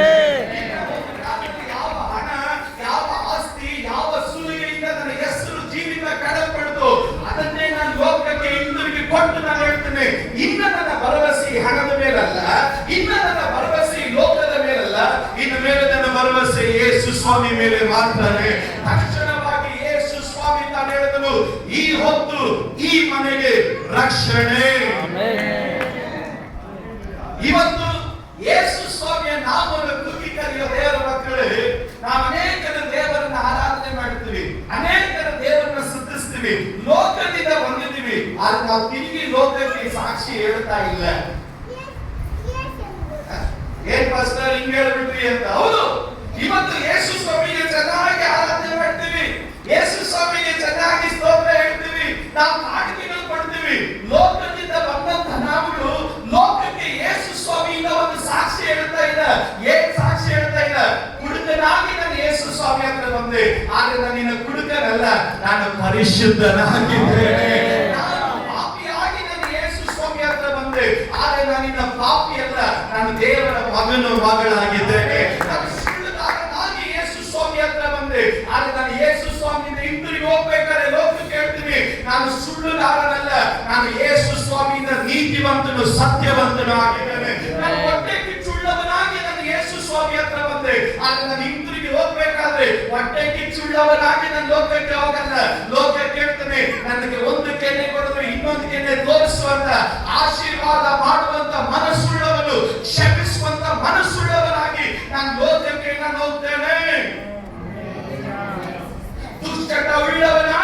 ಯೇಸು ಸ್ವಾಮಿ ಹತ್ರ ಬಂದೆ. ಆದ್ರೆ ತಿರುಗಿ ನಾನು ಲೋಕಕ್ಕೆ ಹೋಗ್ಬೇಕಾದ್ರೆ ಲೋಕಕ್ಕೆ ತೋರಿಸ್ತೇನೆ, ನಾನು ದುಶ್ಚಟ ಉಳ್ಳವನಲ್ಲ, ಆತ್ಮನ ಫಲವುಳ್ಳವನಾಗಿ ಸಂತೋಷ, ಸಮಾಧಾನ, ಪ್ರೀತಿ, ಉಪಕಾರ, ಕ್ಷಮೆಗೆ ಉಳ್ಳವನಾಗಿ ನಾನು ಲೋಕಕ್ಕೆ ನಾನು ತೋರಿಸ್ತೇನೆ. ಇನ್ನ ಲೋಕದ ಮೇಲೆ ಭರವಸೆ ಇಟ್ಟವನಲ್ಲ ನಾನು, ಯೇಸು ಸ್ವಾಮಿಯ ನಾಮವನ್ನು ಕೂಗಿ ಕರೆಯುವಂತ ನಾನು ಯೇಸುವಿನಲ್ಲಿ ಭರವಸೆ ಇಟ್ಟಿದ್ದೇನೆ. ಆದ್ರಿಂದ ಲೋಕಕ್ಕಿಂತ ಹೆಚ್ಚು ನನಗೆ ಯೇಸಪ್ಪನಾಗಿದ್ದಾನೆ. ಅದು ನಮ್ಮವರು ಮಾತ್ರ ಗಟ್ಟಿಯಾಗಿ ಆಮೇಲೆ ನಾನು ಇದನ್ನು ಹೇಳಿ ನಾನು ನಿಲ್ಲಿಸಿಬಿಡುತ್ತೇನೆ. ಸತ್ಯವೇದ ಗ್ರಂಥದಲ್ಲಿ ನಂಬುವವನ ಹೊಟ್ಟೆ ಒಳಗಡೆಯಿಂದ ದೇವರ ಆತ್ಮನಿಂದ ಉಂಟಾಗುವ ಕಾರ್ಯ ಏನಂದ್ರೆ, ನೀನ್ ಬರ್ಬೇಕಾದ್ರೆ ಪಾಪಿಯ ಮನೆ, ಅರೆ ಮತ್ತೆ ನಿನ್ ಬಾಗಿಲು ನಿಂತಾಗ ಪಾಪಿಯ ಮನೆ ಅಲ್ಲ, ಇದು ಯೇಸು ಕ್ರಿಸ್ತನ ರಕ್ತದಿಂದ ತೊಳೆಯಲ್ಪಟ್ಟಂತ ನೀತಿವಂತನ ಮನೆಯಾಗಿದೆ. ಪಾಪಿ ಅಲ್ಲ, ಇವನು ಯೇಸು ಸ್ವಾಮಿಯ ರಕ್ತದಿಂದ ತೊಳೆಯಲ್ಪಟ್ಟಂತ ನೀತಿವಂತನಾಗಿದ್ದಾನೆ. ಅದರಿಂದಲೇ ಸತ್ಯವೇದ ಗ್ರಂಥದಲ್ಲಿ 1 ಕೊರಿಂಥಿಯ 2ನೇ ಅಧ್ಯಾಯದ 6ನೇ ವಚನದಿಂದ ಓದ್ಕೊಂಡು ಬಂದಾಗ ಸಭೆಯಲ್ಲಿ 3 ಗುಂಪಿನ ಜನಗಳು ಇರ್ತಾರೆ. ಸಭೆಯೊಳಗಡೆ 3 ಗುಂಪಿನ ಜನಗಳು ಇರ್ತಾರೆ. ಪೌಲನು ತಾನು ಹೇಳ್ತಾನೆ, ನಾವು ಯಾವ ಆತ್ಮನನ್ನು ಹೊಂದಿದ್ದೇವೆ ಎನ್ನುವಂತ ಭಾಗವನ್ನ ಆತನು ಮಾತಾಡ್ತಾನೆ. 3 ಕಾರ್ಯ ಆತನು ಹೇಳ್ತಾನೆ. ಒಂದನೇದಾಗಿ ಆತನು ಹೇಳ್ತಾನೆ, ನಾವು ಪ್ರಾಪಂಚಿಕ ಆತ್ಮನನ್ನು ಹೊಂದಿದವರಲ್ಲ. ಎರಡನೇದಾಗಿ ಆತನು ಹೇಳ್ತಾನೆ, ನಾವು ಪ್ರಾಕೃತ ಆತ್ಮನನ್ನು ಹೊಂದಿದವರಲ್ಲ. ಮೂರನೇದಾಗಿ ಆತನು ಹೇಳ್ತಾನೆ, ನಾವು ದೇವರ ಆತ್ಮನನ್ನು ಹೊಂದಿದವರಾಗಿದ್ದೇವೆ. ಪೌಲ ಅದನ್ನು ವಿಶ್ಲೇಷಿಸಿ 1 ಕೊರಿಂಥಿಯ 2ನೇ ಅಧ್ಯಾಯದ 6ನೇ ವಚನದಿಂದ ಓದಿದಾಗ ವಿಶ್ಲೇಷಿಸಿ ಆತನು ಹೇಳ್ತಾ ಇದ್ದಾನೆ. ವಿಶ್ಲೇಷಣೆ ಮಾಡಿ ಆತನು ಮುಂದಿನ ಕೊರಿಂಥಿಯ ಪತ್ರಿಕೆಯಲ್ಲಿ ಮುಂದುವರಿಯುತ್ತಾ ಅದರ ಭಾಗಗಳನ್ನು ತಿಳಿಸುತ್ತಾ ತಾನು ಈ ರೀತಿ ಹೇಳ್ತಾನೆ, ನಾವು ಪ್ರಾಪಂಚಿಕವಾದ ಆತ್ಮನನ್ನು ಹೊಂದಿದವರಲ್ಲ. ಎಲ್ಲರ ಗಟ್ಟಿಯಾಗবে, ನಾವು ಪ್ರಾಪಂಚಿಕವಾದ ಆತ್ಮನನ್ನು ಹೊಂದಿದವರಲ್ಲ. ಅರ್ಥ ಏನು? ಪ್ರಾಪಂಚಿಕವಾದ ಆತ್ಮ ಅಂದ್ರೆ ಏನು? ಅದರ ಅರ್ಥ ಏನಂದ್ರೆ ನಮ್ಮ ಭಾಷೆಯಲ್ಲಿ ಹೇಳೋ ಪ್ರಕಾರ ಮೇರೆ ಪಾಪ ಕಲೇಶೆ ಮೇ ಆಯ್ತು ಓ ದೂತೆ ಗರ್ಮೆ ಓ ಭೂತೆ ಅಂತ. ಅದರ ಅರ್ಥ ನಮ್ಮಪ್ಪ ಚರ್ಚಿಗೆ ಬಂದ್ರೆ ದೂತ, ಮನೆಗೆ ಹೋದ್ರೆ ಭೂತ ಅಂತ. ಇನ್ನೊಂದ್ಸರಿ ನಾನು ಹೇಳ್ತೇನೆ, ನಮ್ಮಪ್ಪ ಚರ್ಚಿಗೆ ಬಂದ್ರೆ ದೂತ, ಮನೆಗೆ ಹೋದ್ರೆ ಭೂತ ಅಂತ. ಅದರಿಂದ ಚರ್ಚಿಗೆ ಬಂದ್ರೆ ದೇವರೇ ಅಂತ ಕೈ ಮುಗಿತಾನೆ, ಹೊರಗಡೆ ಹೋದ್ರೆ ಹೆಂಡತಿ ಹೊಡಿತಾನೆ. ಅದು ಪ್ರಾಪಂಚಿಕದ ಆತ್ಮ.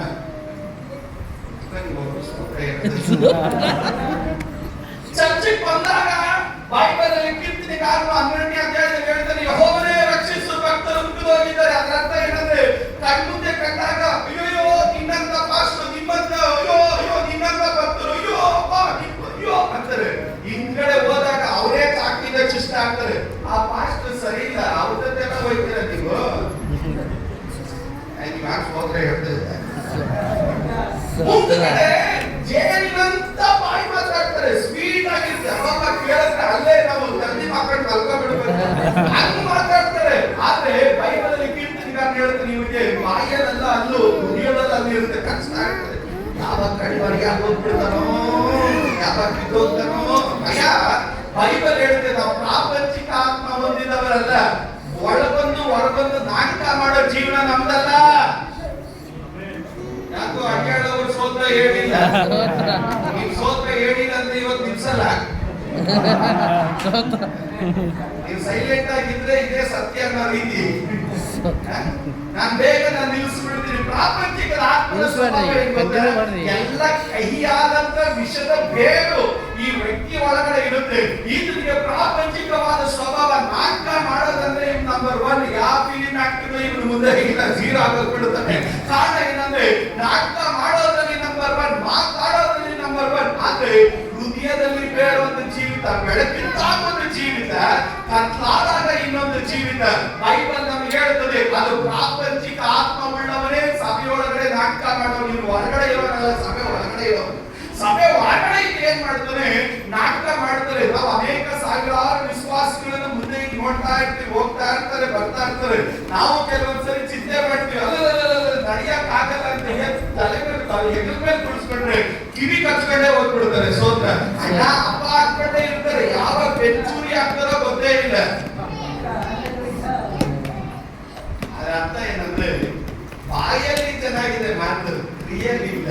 ಪ್ರಾಪಂಚಿಕ ಆತ್ಮ, ಅದರ ಅರ್ಥ ನಾಟಕದ ಜೀವಿತ ಎಲ್ಲರೂ ಇರ್ಬೇಕು. ನಮಗೆ ದೇವರು ಯಾಕೋ ಸೌಂಡ್ ಕಡಿಮೆ ಆಗೈತೆ. ಎಲ್ಲರೂ ಹೇಳ್ರಿ, ನಮಗೆ ದೇವರು ಪ್ರಾಪಂಚಿಕದ ಆತ್ಮನನ್ನು ಕೊಡಲಿಲ್ಲ, ದೇವರ ಆತ್ಮನನ್ನು ಕೊಟ್ಟಿದ್ದಾನೆ. ನಾಟಕ ನಮ್ಮ ಜೀವನದಲ್ಲಿ ಇಲ್ಲ.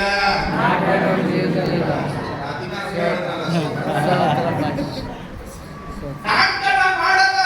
ನಾಟಕ ಮಾಡಕ್ಕಿದ್ರೆ ನಮ್ಮ ಒಳಗಡೆ ದೇವರ ಆತ್ಮನೂ ಇಲ್ಲ. ಬಾಯಿ ಒಳಗದ್ದು ಹೃದಯದಲ್ಲೊಂದು ನಮ್ಮ ಜೀವಿತ ಆಗಿದ್ರೆ ನಮ್ಗೆ ದೇವರ ಆತ್ಮನೂ ಇಲ್ಲ. ಎರಡನೇದಾಗಿ ಮತ್ತೊಂದು ವ್ಯಕ್ತಿ ಇದ್ದಾನೆ, ಪ್ರಾಕೃತ ಮನುಷ್ಯ. ಎಲ್ಲರೂ ಹೇಳ್ರಿ, ನಾವು ಪ್ರಾಕೃತ ಆತ್ಮನನ್ನ ಹೊಂದಲಿಲ್ಲ. ಪ್ರಾಕೃತ ಆತ್ಮನ ವಿಶೇಷತೆ ಏನ್ ಗೊತ್ತಾ? ಇವನಿಗೆ ಎಲ್ಲ ಆಶೀರ್ವಾದ ಬೇಕಾದ್ರೆ ದೇವರು ಬೇಡ. ನಮ್ಮ ಅನೇಕ ಸಾರಿ ನಾವು ಹೇಳ್ತೀವಿ, ಇಲ್ಲಿ ಪಾಪ ಎಲ್ಲ ಹೊಸದಾಗಿ ರಸ್ತೆ ಬಂದು ಇರೋಕ್ಕಾಗಿಸು ಅಂತ ಹೇಳ್ತೇನೆ. ಕೆಲವೊಂದು ಕಡೆ ಉತ್ತರ ಕರ್ನಾಟಕ ಕಡೆ ಹೋದಾಗ ಈ ವರ್ಷ ಎಲ್ಲ ಮಿಣಗದಿರುವ ತಾರೆಗಳು ಕ್ರಿಸ್ಮಸ್ ಮತ್ತು ಈಸ್ಟ್ಗೆ ಪಳ ಪಳ ಪಳ ಪಳ ಪಳ ಅಂತ ಬರ್ತವೆ. ಇನ್ನು ಅರ್ಥ ಆಗಿಲ್ಲ ಅನ್ಸುತ್ತೆ. ಭಾನುವಾರ ಚರ್ಚ್ ಕಡೆ ಮುಖ ನೋಡದೆ ಇರೋರು ಕ್ರಿಸ್ಮಸ್ ಈಸ್ಟರ್ ಇವರೇ ಮುಂದೆ ಇರ್ತದೆ. ಆವಾಗ ನಮ್ಗೆ ಅರ್ಥ ಆಗಿತ್ತು, ಮಿಣುವ ತಾರೆಗಳು ಬಂದವು ಅಂತ. ಈ ವರ್ಷಕ್ಕೆ ಎರಡೇ ಸರಿ ಬರೋದು, ಒಂದು ಕ್ರಿಸ್ಮಸ್ಗೆ, ಎರಡನೇದಾಗಿ ಈಸ್ಟರ್, ಗುಡ್ ಫ್ರೈಡೆ. ಅದೇ ಈಸ್ಟರ್ ಗುಡ್ ಫ್ರೈಡೆ 3 ದಿನ, ಕ್ರಿಸ್ಮಸ್ ಒಂದು ವಾರ. ಆಗ ಕ್ರಿಸ್ಮಸ್ ಮುಗಿದವರು ಗುಡ್ ಫ್ರೈಡೆ ಹೇಳ್ತಾರೆ, ಗುಡ್ ಫ್ರೈಡೆ ಮುಗಿದವರು ಈಸ್ಟರ್ ಮತ್ತೆ ಕ್ರಿಸ್ಮಸ್ ಹೇಳ್ತಾರೆ. ಇವರೆಲ್ಲ ಏನ್ ಗೊತ್ತಾ, ಹೆಸರು ಮಾತ್ರ ಥೋಮಸ್, ಆದ್ರೆ ಥೋಮಸ್ನ ಒಂದು ಲಕ್ಷಣನೂ ಇರಲ್ಲ. ಹೆಸರು ಮಾತ್ರ ಪೌಲನು ಸುವಾರ್ತೆ ಸಾರಿ ಕಷ್ಟ ಬಿದ್ದಿದೆ, ಇವನು ಬೀಡಿ ಸೇರ್ಕೊಂಡು ಊರೆಲ್ಲ ತಿರುಗಾಡ್ತಾ ಇರ್ತಾನೆ. ಪ್ರಾಕೃತ ಮನುಷ್ಯ ಇವನು. ಅದ್ರ ಅರ್ಥ ಏನಂದ್ರೆ, ಪ್ರೇಯರ್ ಮಾಡೋದ್ರೆ ಬೇಡ, ವಾಕ್ಯ ಓದು ಬೇಡ, ಆರಾಧನೆ ಮಾಡು ಬೇಡ, ಮೊಣಕಾಲೂರು ಬೇಡ, ನಂಬಿಕೆ ಬೇಡ. ಅದೇ ಕ್ರಿಸ್ಮಸ್ಗೆ ವೈದ್ಯ ಬರ್ತಾನೆ ಫುಲ್ಲು. ಹಂಗೆಲ್ಲ ಸ್ವತಃ ಹೇಳಿ ಇವನು ಪ್ರಾಕೃತ ಮನುಷ್ಯ. ದೇವರ ಆತ್ಮನ ವಿಷಯನ ಬೇಡ ಅಂತಾನೆ. ವಾಕ್ಯ ಕಲಿಯಪ್ಪ, ವಾಕ್ಯ ಕಲಿಯಕ್ ಬರಲ್ಲ. ಪ್ರಾರ್ಥನೆ ಮಾಡಪ್ಪ, ಪ್ರಾರ್ಥನೆ ಮಾಡಕ್ ಬರಲ್ಲ. ಆರಾಧನೆ ಮಾಡಪ್ಪ, ಆರಾಧನೆ ಮಾಡಕ್ ಬರಲ್ಲ. ನೀನು ಪಾಸ್ಟರ್ ಜೊತೆ ನಿಲ್ಲಪ್ಪ, ಪಾಸ್ಟರ್ ಜೊತೆ ನಿಲ್ಲಲ್ಲ. ನೀನ್ ದೇವರ ಪರಿಶುದ್ಧನಾಗಿ ಜೀವಿಸಪ್ಪ, ಬೇಡ ನನಗೆ. ಆದ್ರೆ ಏನ್ ಬೇಕು? ಎಲ್ಲ ಆಶೀರ್ವಾದ ಬೇಕು, ಎಲ್ಲ ಅನುಗ್ರಹ ಬೇಕು, ಎಲ್ಲ ಉನ್ನತಿಗಳು ನನಗೆ ಬೇಕು. ಆದ್ರೆ ದೇವರ ವಿಷಯ ಬಂದ್ರೆ ದೇವರ ವಿಷಯ ಬೇಡ ಅಂತ. ನೀವು ಎಲ್ಲಿರ್ತಾನೆ ಗೊತ್ತಾ? ಸಭೆಯಲ್ಲೇ ಇರ್ತಾನೆ, ಆದ್ರೆ ದೇವರ ವಿಷಯ ಬೇಡ ಅಂತಾನೆ. ದೇವರ ವಾಕ್ಯದಲ್ಲಿ ಗಮನಿಸಿ, ಹೋಸೆಯನ್ನು ಬರೆದ ಪ್ರವಾದಿ ಗ್ರಂಥದಲ್ಲಿ ದೇವರು ತಾನು ಹೇಳ್ತಾನೆ, ತಲೆ ಚಚ್ಕೊಳ್ತಾನೆ, ಇವನ್ ಹೆಂಗಪ್ಪ ಉದ್ಧಾರ ಮಾಡ್ಲಿ ಅಂತ. ದೇವರ ಯಾಕೆ ತಲೆ ಚಚ್ಕೊಳ್ತಾನೆ? ನೋಡೋ ಚಂದ್ರ ಮಾಡಿ, ಕಾಲ್ ಚಾಚ್ಕೊಂಡು ಮಲ್ಕೊಂಡು ಕಿಚ್ಚಾಡ್ತಾನೆ. ಪ್ರೇಯರ್ ಮಾಡಲ್ಲ, ಕಾಲ್ ಚಾಚ್ಕೊಂಡು ಕಿಚ್ಚಾಡ್ತಾನೆ. ಏನಂತ? ನನಗೆ ನೀನೇ ಜೀವನ ದೇವರಾಗಿದ್ರೆ ಧಾನ್ಯ ದ್ರಾಕ್ಷಾರಸ ಸಮೃದ್ಧಿ ಕೊಡು. ದೇವರು ಹೇಳ್ತಾನೆ, ಇವರು ಎಂದಿಗೂ ಮನಪೂರ್ವಕವಾಗಿ ಪ್ರಾರ್ಥಿಸಿಲ್ಲ, ಕಾಲ್ ಚಾಚ್ಕೊಂಡಿರುವಾಗ ನಾನೆಲ್ಲ ಕೊಡ್ಬೇಕಾ ಅಂತ ದೇವರು ತಲೆ ಚಚ್ಕೊಳ್ತಾನೆ. ದೇವರು ಹೇಳ್ತಾನೆ, ಏನು ಉದ್ಧಾರ ಮಾಡ್ಲಿ? ಕಾಲ್ ಚಾಚ್ಕೊಂಡಿರೋ ಉದ್ಧಾರ ಮಾಡ. ನಾನು ಎದ್ದು ಒಂದಿನ ಮನಪೂರ್ವಕವಾಗಿ ಪ್ರಾರ್ಥಿಸಿಲ್ಲ. ಅದರಿಂದಲೇ ನಾನು ಹೇಳ್ತೀನಿ, ಪಾಸ್ಟರ್, ಯಾರು ಬೇಕಾದ್ರೂ ದೇವರ ಆಶೀರ್ವಾದ ಮಾಡ್ತಾನೆ, ಸೋಂಬೇರಿಗಳು ದೇವರ ಆಶೀರ್ವಾದ ಮಾಡೋದು ಮಾಡಲ್ಲ, ಮಾಡಲೇ ಇಲ್ಲ. ಯಾರು ದೇವರು ಬೇಕಾದ್ರೆ ಆಶೀರ್ವಾದ ಮಾಡ್ತಾನೆ. ಈ ಸೋಂಬೇರಿಗಳನ್ನ ಮೈಬೇಡ್ರನ್ನ ದೇವರು ಎಂದಿಗೂ ಆಶೀರ್ವಾದ ದೇವರು ಮಾಡಲ್ಲ. ಬೈಬಲ್ ಹೇಳ್ತದೆ, ಮೈಬೇಡ ಸೋಂಬೇರಿಗೆ ಏನ್ ಗೊತ್ತಾ ದೊಡ್ಡ ಆಶೀರ್ವಾದ? ಅನುಕೂಲ ಬಟ್ಟೆ, ದಾರಿದ್ರ್ಯತನ, ಬಡತನನೇ ಈ ಹಲ್ಲು ಸೋಂಬೇರಿಗೆ ಸಿಗೋ ಆಶೀರ್ವಾದ. ಬೈಬಲ್ ಏನ್ ಹೇಳ್ತದೆ ಗೊತ್ತಾ? ಜೋಲುಗೈ ದರಿದ್ರ, ಚುರುಕುಗೈ ಐಶ್ವರ್ಯ ಅಂತ. ಏನೇ ಮಾಡಿದ್ರು 3 ದಿನ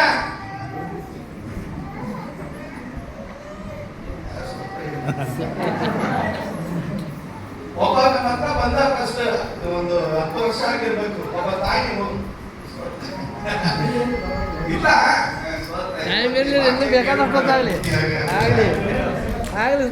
ಒಂದ್ಸರಿ ಒಂದು ತಾಯಿ ಕರ್ಕ ಬಂದು ಒಂದು ಹುಡುಗನ ಕರ್ಕ ಬಂದ್ಬಿಟ್ಟು ಫಸ್ಟ್ ಎಲ್ಲೋ ದೇವ್ರ ಚಿತ್ತ ಇರ್ಬೇಕು, ಸೇವೆ ಕರ್ಕೊಳ್ಳಿ ಅಂತ. ನಾನು ಹೇಳಿದೆ, ಹೌದಮ್ಮ ಏನ್ ಓದಿದ್ದಾನೆ ಅಂತ ಕೇಳಿದೆ. ಅಯ್ಯಮ್ಮ ಹೇಳಿದ್ರು, ಎಲ್ಲಾ ಓದಿದ್ದಾನೆ ಅಂತ. ಎಸ್ಎಲ್ಸಿ ಕಷ್ಟಪಟ್ಟು 3 ವರ್ಷದಲ್ಲಿ ಮುಗಿಸ್ತಾ ಪಾಸ್ ಅಂತ. ಆಮೇಲೆ ಎಲ್ಲಾ ಓದಿದ್ದಾನೆ. ಏನ್ ಓದಿದ್ದಾನೆ? ಕಂಪ್ಯೂಟರ್ ಓದಿದ್ದಾನೆ, ಫಸ್ಟ್ PUC ಓದಿದ್ದಾನೆ, ಆಮೇಲೆ ಡಿಪ್ಲೊಮಾ ಓದಿದ್ದಾನೆ, ITI ಓದಿದ್ದಾನೆ. ಏನ್ ಮುಗಿಸಿದ್ದಾನೆ? ಒಂದು ಮುಗಿಸಿಲ್ಲ. ಎಲ್ಲ 2 ತಿಂಗಳು 3 ತಿಂಗಳು ಜಗಳ ಮಾಡ್ಕೊಂಡು ಕಿತ್ತಾಡ್ಕೊಂಡು ಬಂದ್ಬಿಟ್ಟ. ಆಮೇಲೆ ಹೌದಾ ಒಂದು ಕಂಪ್ಲೀಟ್ ಮಾಡಿ ಇಲ್ಲ ಅಷ್ಟೇ ಎಲ್ಲ ಓದಿದ್ದಾನೆ. ಆಯ್ತಮ್ಮ ಏನ್ ಕೆಲಸ ಗೊತ್ತು? ಎಲ್ಲ ಕೆಲಸ ಗೊತ್ತು. ಕಾರಣ ಎಲ್ಲಿಗೆ ಕೆಲಸಕ್ಕೆ ಹೋಗಿ 2 ದಿನ 3 ದಿನ 4 ದಿನ, ಪ್ಲಂಬರ್ ಬಂದು 3 ದಿನ, ದುಡಿಯೋಕ್ ಬಂದು 3 ದಿನ, ಕಾರ್ ಓಡ್ಸಕ್ ಬಂದು 3 ದಿನ, ಸಂಬಳ ಒಂದು ಸಂಬಳನೂ ತಗೊಂಡಿಲ್ಲ. ಕರೆದಾಗಿ ಕೇಳಿದೆ ಕಂಪನಿ ಯಾವ್ದಾದ್ರು ಉದ್ದಾರ ಆಗಿಲ್ಲ.